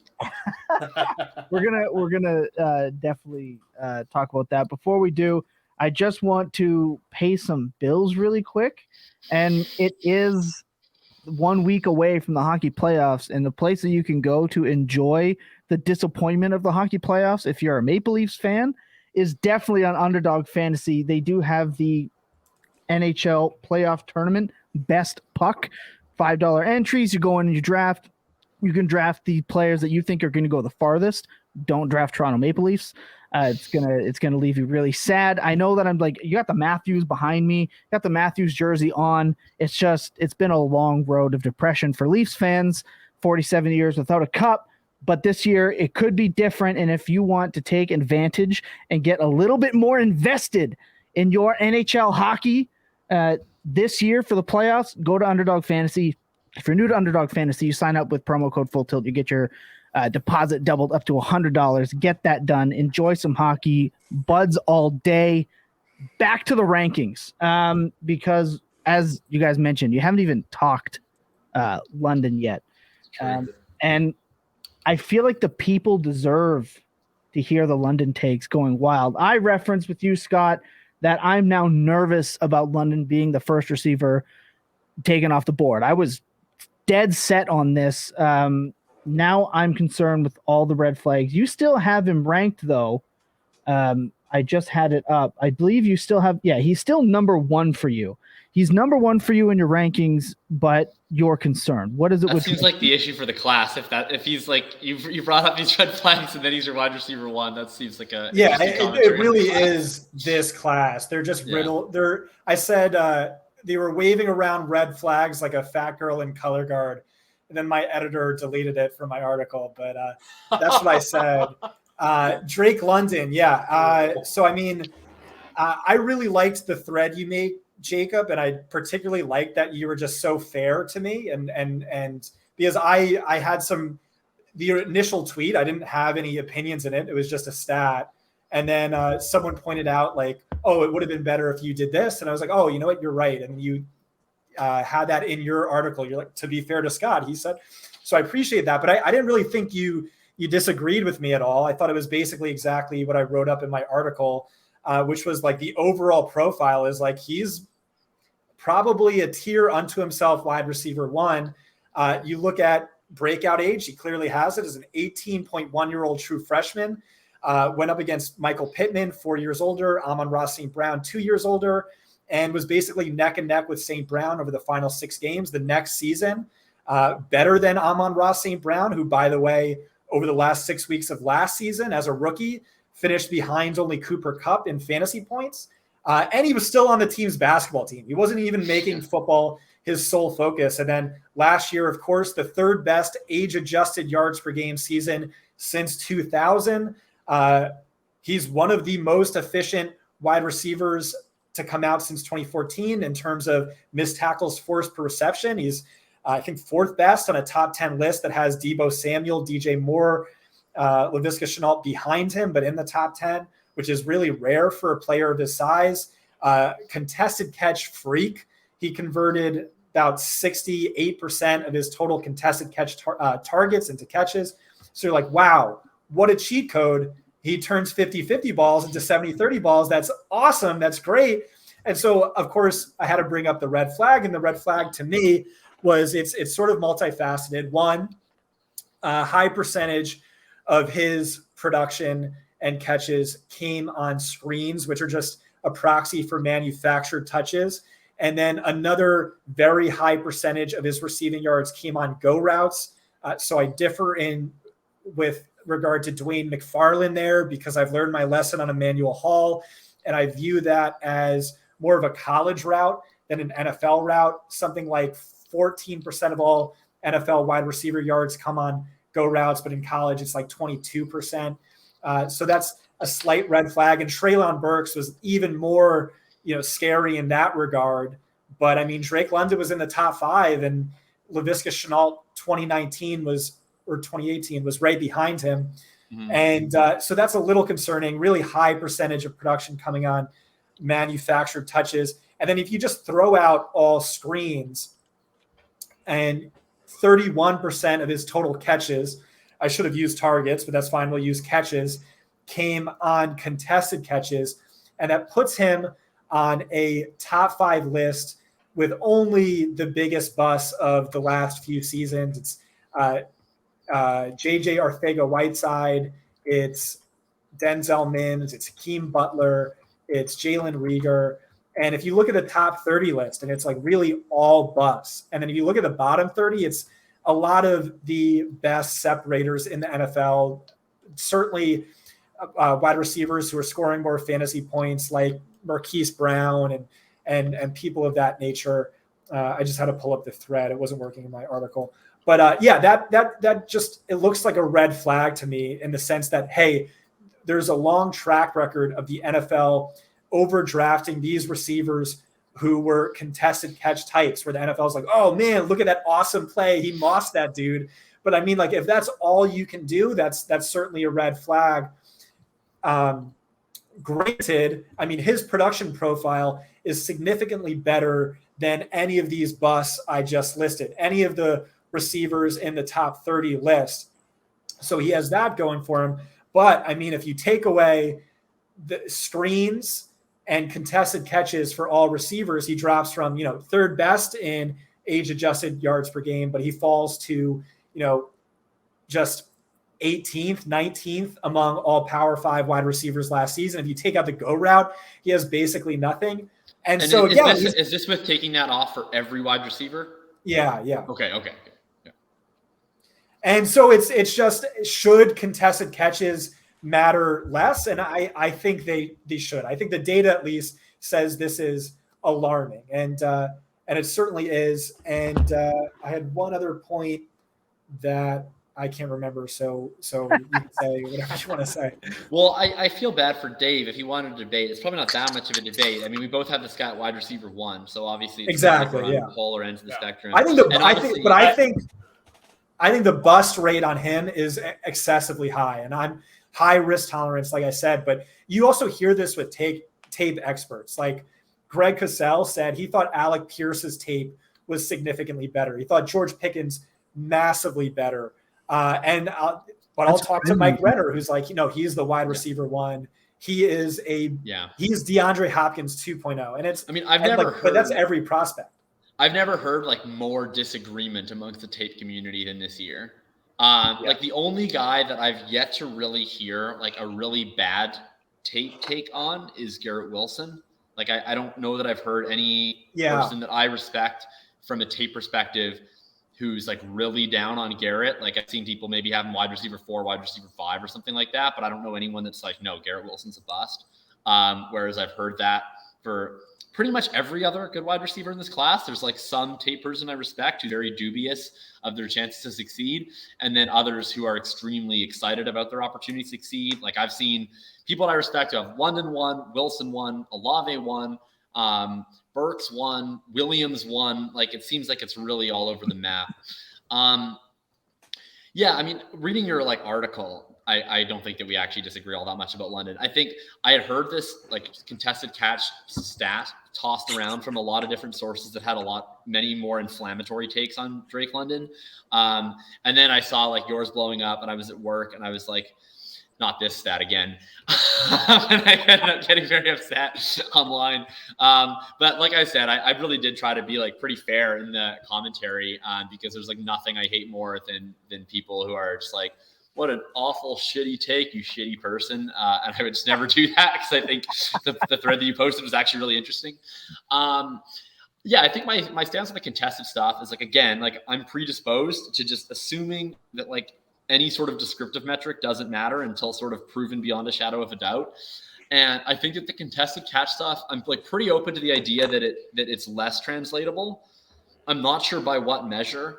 Like when people start getting to like judging stats where they're throwing out screens or throwing out contested catches, I'm like, well, it might matter less. It doesn't matter 0. Like I definitely don't think it's like I don't think that just throwing out the contested catches is the answer. Should they be counted at 100%, 80%, 60%? I'm not really sure. But ultimately what I come down to is that, like I think for those other prospects, the contested catch stuff was like probably just a descriptive reason why otherwise flawed prospects were flawed. Like Hakeem Butler went in round 4. So I feel like we probably should have never had any hopes for Hakeem Butler in the first place. Jjr Stega Whiteside was a senior declare, late producing Pac-12 guy who went in round 2. I don't tend to draft senior declare, late producing guys. Tylen Wallace was another guy who was up on that list. Again, like a guy who produced well. To me, like he's like the David Bell comp almost, where like he looks really good from a production standpoint, and then he tested really poorly. And I was like, oh shoot, this might not get drafted very highly. And then the NFL said, hey, sorry about your spreadsheet, but Tylen Wallace sucks. And it was like, okay, I guess he sucks.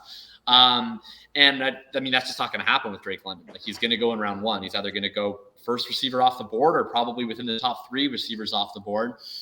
So he's got to do something else right. And to me, the only guy who's really comparable, you mentioned Mims, who's also like a late producing senior declare.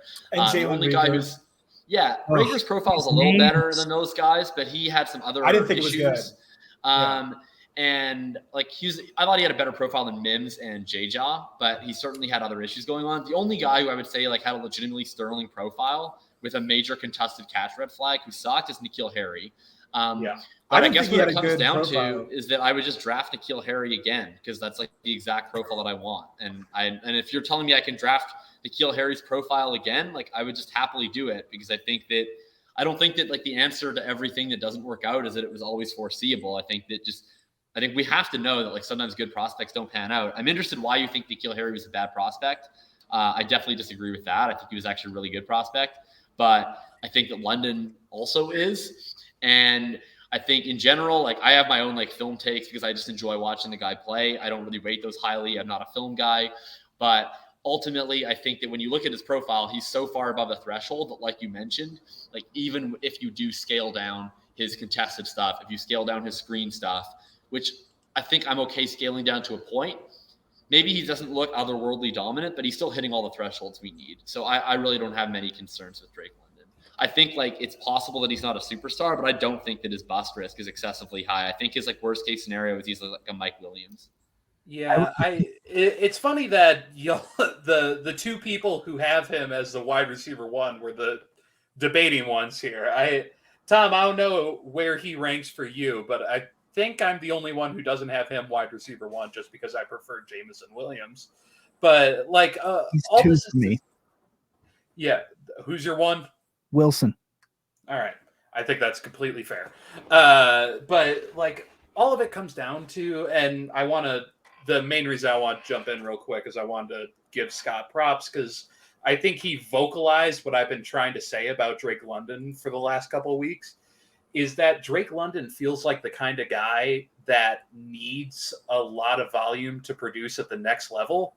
And I just don't view him as this like Devontae Adams level talent or like the DeAndre Hopkins level talent who's going to like he's just the guy. Like I don't view him as stepping on the field and in the NFL, he's the best player on the field. He's not going to be the funnel guy. Like that's yeah.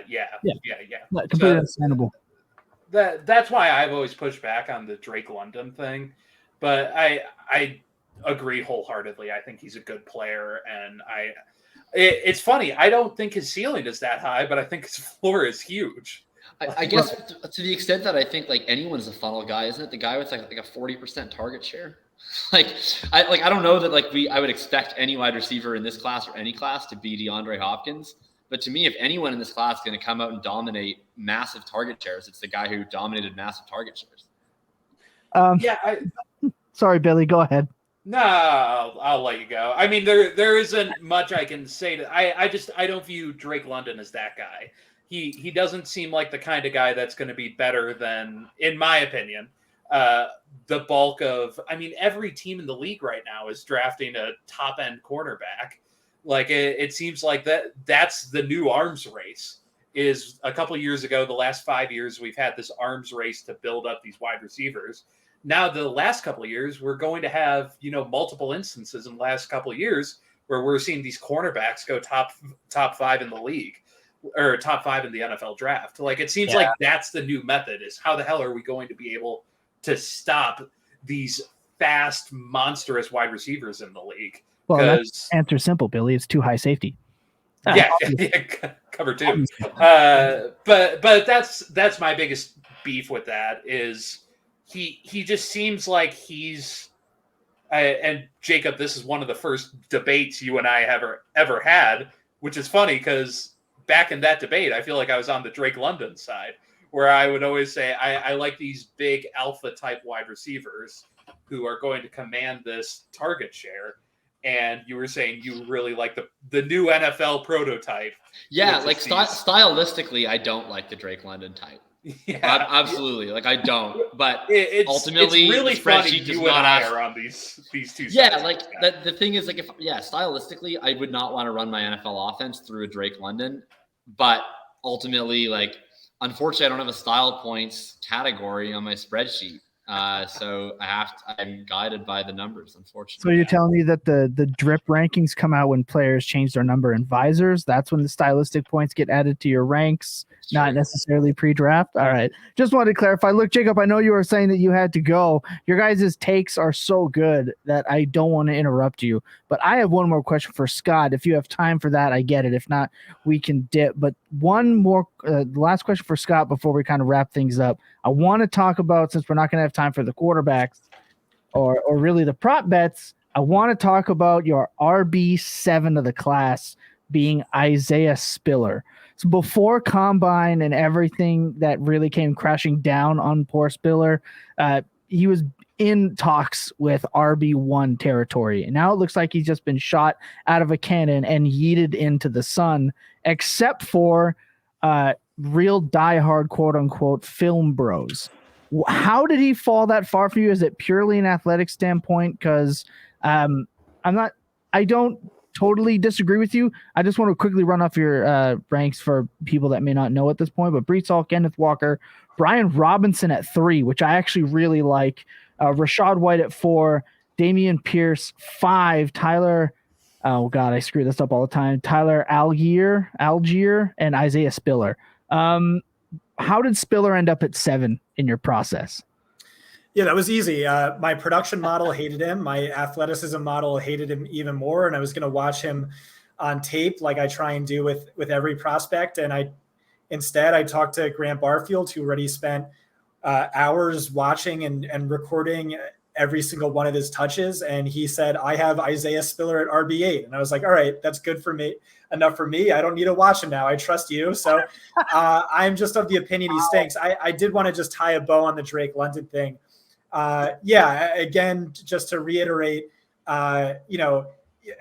his profile was screens, contested catches, and goes. You're going to run the go route or be at least half as productive in the NFL as you were in college. Screens, you're not going to be getting that because you're competing against like real NFL caliber wide receivers who get open.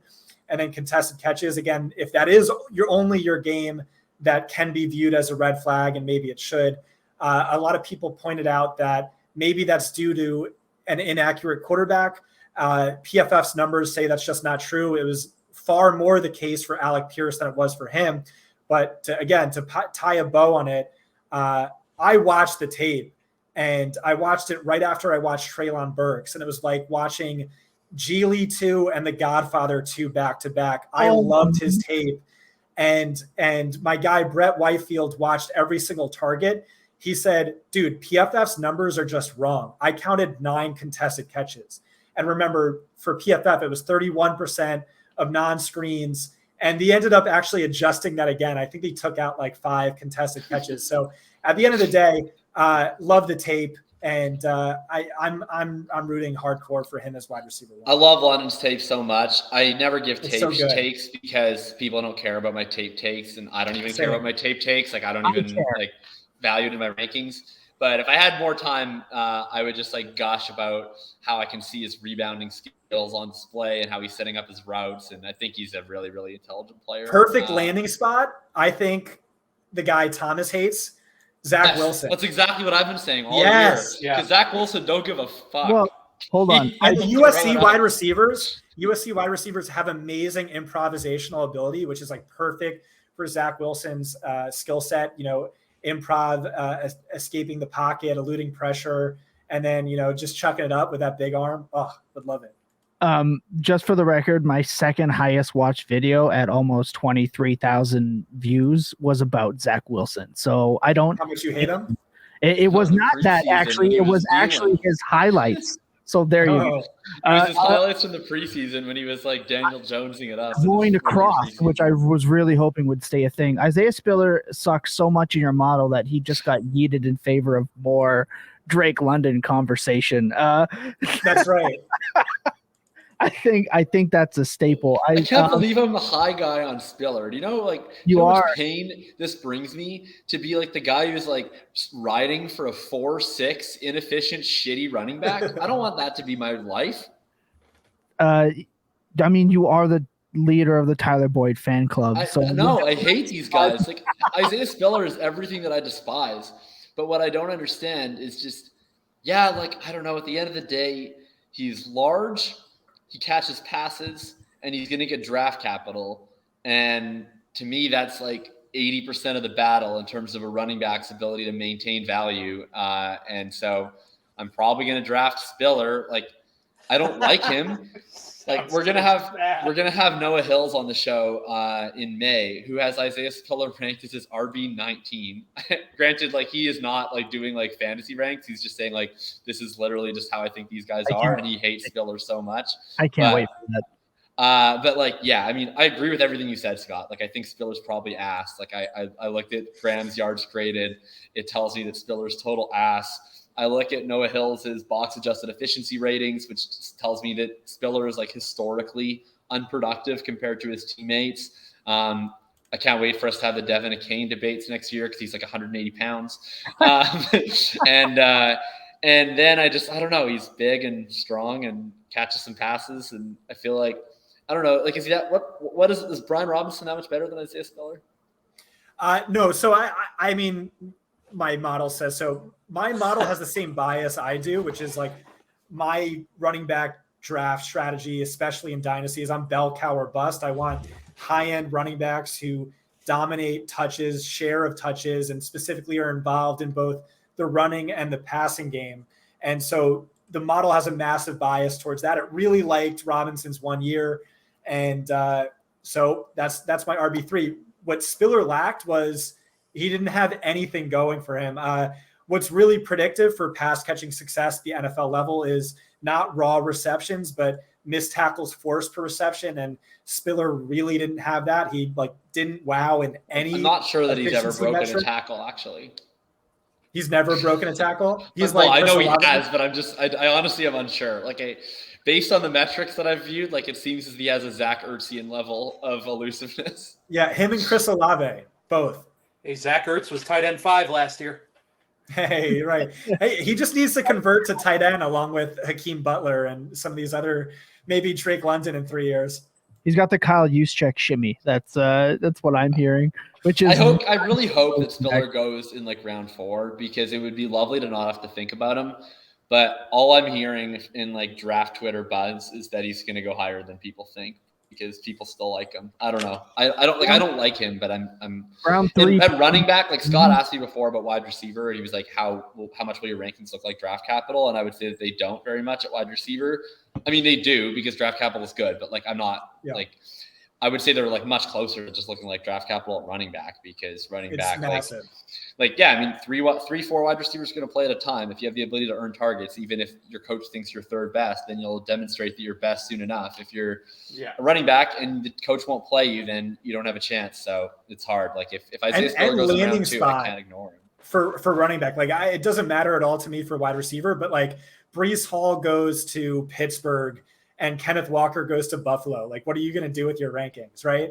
That'll never happen, but. Yeah, I mean, that's the thing that I've been saying too, is we didn't see this last year, because the only running backs who went in the mid rounds, basically, that people cared about got these not landing spots with Sermon in San Francisco, which obviously was a flop, but it was the landing spot that had potential to be good. And we saw it be good for the other running back that they drafted. And then Michael Carter going to the Jets, where both of them went to wide open depth charts. But it's only 2 years ago that we saw guys drafted in the 3rd round to be straight backups. Darrington Evans was a straight backup to Derrick Henry. Alex Madison was a straight backup to Dalvin Cook. Both those guys were drafted in round 3. There's going to be running backs in round 3 that are going to be straight backups to the 2017 running back class, in my opinion. I think that the Bengals are a team that could draft a guy, potentially, I mean, we'll see what the Bears think of Herbert, but definitely the Raiders could certainly draft a guy. The Titans could draft another guy, because obviously Evans didn't work out for them. There's going to be guys who are going to go to spots, probably even in round 3 this year, where they just won't project for any touches in year 1. And it's going to be, I think that's all of them after the top 2. I keep comparing this class, wide receivers and running backs and quarterbacks and tight ends, to the 2016 class, where if you remember, it was the bell cow at the top, which was Zeke Elliott. Then it was the superior runner with pass catching question marks, RB2, Derrick Henry, and then a bunch of non-starters after that. So I have Brian Robinson RB3, but I said he's Alexander Madison 2.0. And so I don't know that there's another starter after the top 2 in this class. It's and the tough. landing spots, like you said, there's Atlanta, there's maybe Buffalo being linked. And after that, it gets really murky. I feel it's the exact same landing spots as last year. But I think a guy like Spiller could end up as an NFL team loves that they can put him out there for a pass protection, give him a carry up the middle, and maybe throw a ball to him while their running back potentially serves a 6-game suspension, because I think Spiller actually ends up in New Orleans. That's the spot I have him going to in round 4. We'll see how. I don't think he'll be there in round 4. That's just my opinion. That's where I'm going. That's where I'm sitting. That's where we're going to go. Guys, we're at an hour 44. Jacob does have to get back to saving the world one case at a time. We gotta keep the criminals on the streets over here. when we get out of here, I want, if you could, everyone's favorite draft prop bet for tomorrow. I'm assuming everyone has made them here, except for Billy. You're not allowed to. So Billy, you can hit us with your favorite thing for the draft tomorrow, or maybe what you're looking forward to most on the draft show. I want to start with, of course, Scott. What's that? My favorite draft prop? Well, I'm not a sources guy. I can be sometimes, but this isn't a great one. And that's that you should be betting. Stingley's a lock for 103. So I would play around with some 1-2-3 combos of Walker, Tibbs. I think he's a lock at 102. Walker, Tibbs, Stingley, or Hutch, Tibbs, Stingley for the 1-2-3 combo. Interesting. I'm the exact opposite of Scott in terms of 102. Why do you think Tibbs at 102? I just have like a well-connected Detroit Lions guy who is really confident. It's like, this isn't sources. This is just like, he's very confident. It's Thibodeau at 102. Yeah, that's been an interesting one because that line has fluctuated so much recently. So I put out a tweet early yesterday, which was basically just like once the Walker line dropped, I looked at the 102 line because everything that I'd heard out of Detroit early was, when I say I heard out of Detroit, I mean I checked Twitter. Like I'm not like calling people in the Detroit Lions organization. He's been hearing from his guy. But everything that I'd seen early on was like, if Hutch is there, they're taking him. And then I'd seen a lot more Thibodeau love to 102 after it looked like Hutchinson was going to go 1. And so my take was just like, they're going to draft Hutchinson, but you can get Hutchinson in a way better line than you can get Walker 101. So if you want to take Walker 101, take Hutch. And that's when some of the Lions people started saying like Lions fans stuff were like, no, we're taking Tibbs no matter what. And interestingly, the line later last night absolutely plummeted down to like minus 400 for a second on Hutchinson, got taken off the board for a second. It's now back where Hutchinson is still the favorite at minus 140 that I'm seeing, but Thibodeau is back in play at plus 130. So that line has been going back and forth, and I honestly will see. That'll be a really fascinating one to watch.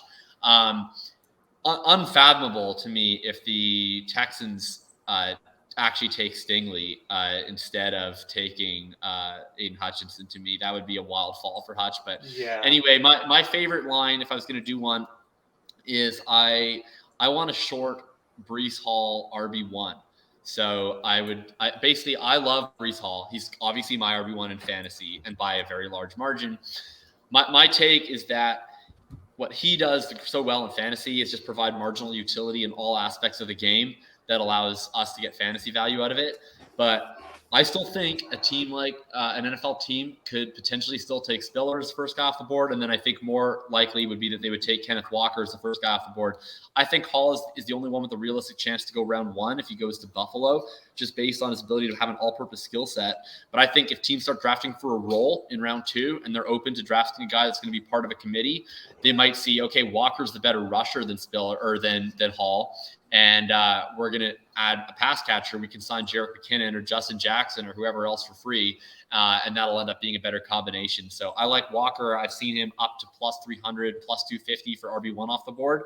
And if you want to hedge a little bit on top of that, I wouldn't mind sprinkling in plus 1,500 on Spiller, which would send fantasy Twitter off of the ledge. It would send them definitely over the edge. Billy, your favorite thing you're looking forward to for the show tomorrow? I'll go ahead and list the props that I pulled out. I obviously can't put anything on them, but it's fun to look at on DraftKings. But to pay out some actually like fun money, I'm still in on Kenny Pickett at 6 to the Panthers. That's been fluctuating a lot, but I still really like the idea of them taking a quarterback, and I don't think it's going to be Malik Willis there. So Kenny Pickett at plus 500 to the Panthers feels like that's just a good bet to potentially make some money on. And then number 8 right now to the Falcons. I love Garrett Wilson plus 250 to the Falcons at number 8. So I'd be taking that one a lot. I'm hearing it's either Wilson or London for them. Maybe slightly into London, but it's one of those two. Yeah, and Chris Olave at 11. Or if not there, Chargers at 17. What's the line? Atlanta right now, by the way, plus 300 I'm seeing on Wilson, plus 350 on Jameson, plus 400 on London. So interestingly, I have one ask for Scott because you're so connected. I'm not.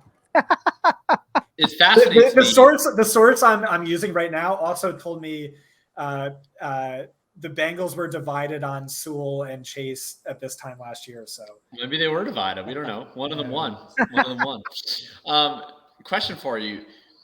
Super weird to me that Atlanta and Seattle have not been like pumping out as many leaks as humanly possible that they're going to take a quarterback. Because to me, if I'm Atlanta or Seattle, I'm telling everyone who will listen that I'm taking a quarterback at 8 or 9. Either I want a team to trade up with me, or I want a team to trade up in front of me, take a quarterback, and push one more guy that I want down the board a slot. I'm starting to get galaxy brain. It makes such little sense for these teams not to be leaking they want a quarterback unless they actually want a quarterback. Do you think that they could take a quarterback at 8 or 9? Yeah, so I think that's really smart. And I think that's specifically too smart for the Seahawks front office, like we talked about earlier. I think they don't want to do that because they don't want to run the risk of giving away the player who they love. Remember, Seahawks Twitter probably loves this amazing guy who's going to be an all-pro every year of his career.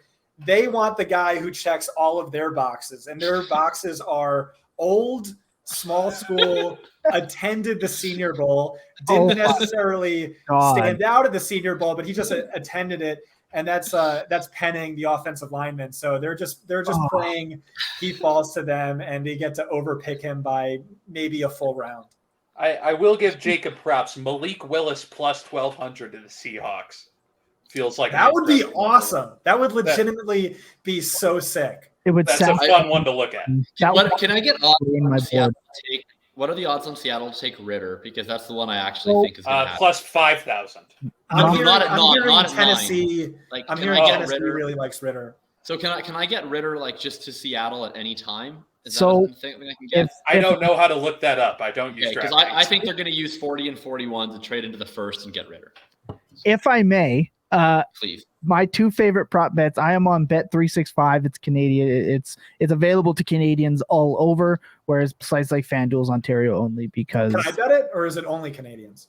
I didn't mean it's only for Canadians. It's most readily available to Canadians for anyone listening that wants to bet. But Bet365, I have my two top bets here is Pittsburgh Steelers getting Willis. That's at it shows plus 200, so I put quite a bit on that. So it's definitely a favorite there. And then I actually did put at plus 900 a Ritter to the Seahawks. Those are my two favorite bets that I feel very confident, whether it's drafting him way too freaking high or trading back in, like Jacob had mentioned. That is my favorite, and I think it's about that time, everybody, for us to get on out of here. So, gentlemen, one more for anything you have coming out or you're ready to come out for tomorrow, let people know. And, of course, for people that don't know, let them know where you're from and where they can find you. Scott, floor is yours. Yeah, I would just say I would like you guys to have me on again next season, maybe about this time. I really enjoyed the debates with Jacob that I think just came down to I don't think I value non-early declare status as much. I don't think I value breakout age, or we have different thresholds, or really I just think my model encapsulates that in other ways. But of course, again, age-adjusted stuff is doing the heavy lifting. So I'm excited to I would like to reconvene again next year and see how all of this played out, particularly Skye Moore at wide receiver 4 versus wide receiver 10. So I really enjoyed this. I think it was a lot of fun. If you want to check out my stuff, you know where to follow me. And thanks for having me, guys. Means a lot. Big time. 100% means a lot. Thank you. Billy? Yeah, find me on Twitter at BigBillyFF, as always. I would usually plug stuff here and say I'm doing fun stuff. I just think y'all should go watch the draft show because it's going to be a lot of fun tomorrow.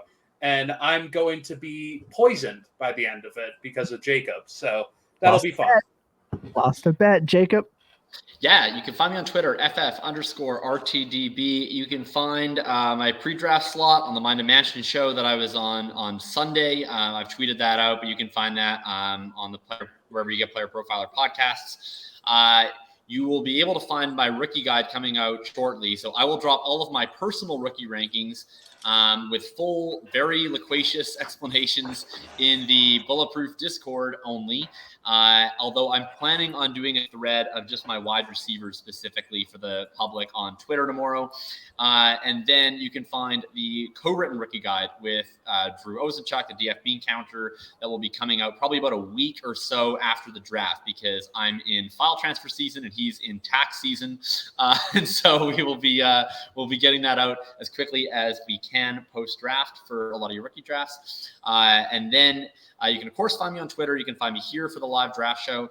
I'll also be stepping out just very briefly to hop on the Player Profiler live draft show. So if you check that tomorrow morning or the morning after, you'll be able to find my spot there. And then on Friday, I'll be back here for a little bit. And then I'll also be doing a spot on Tyler Karp's draft show. So you'll be able to find me on wherever you need coming into draft season. It's the most wonderful time of the year.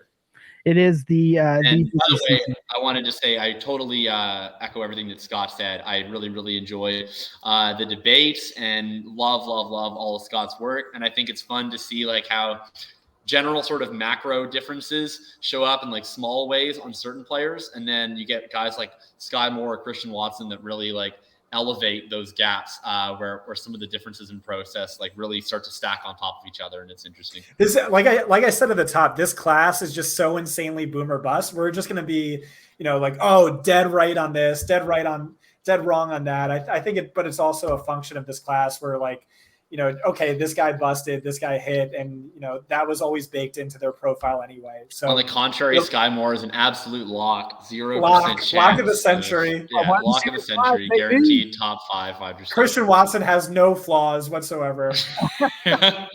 Perfect prospect. All right, and of course, with that, it's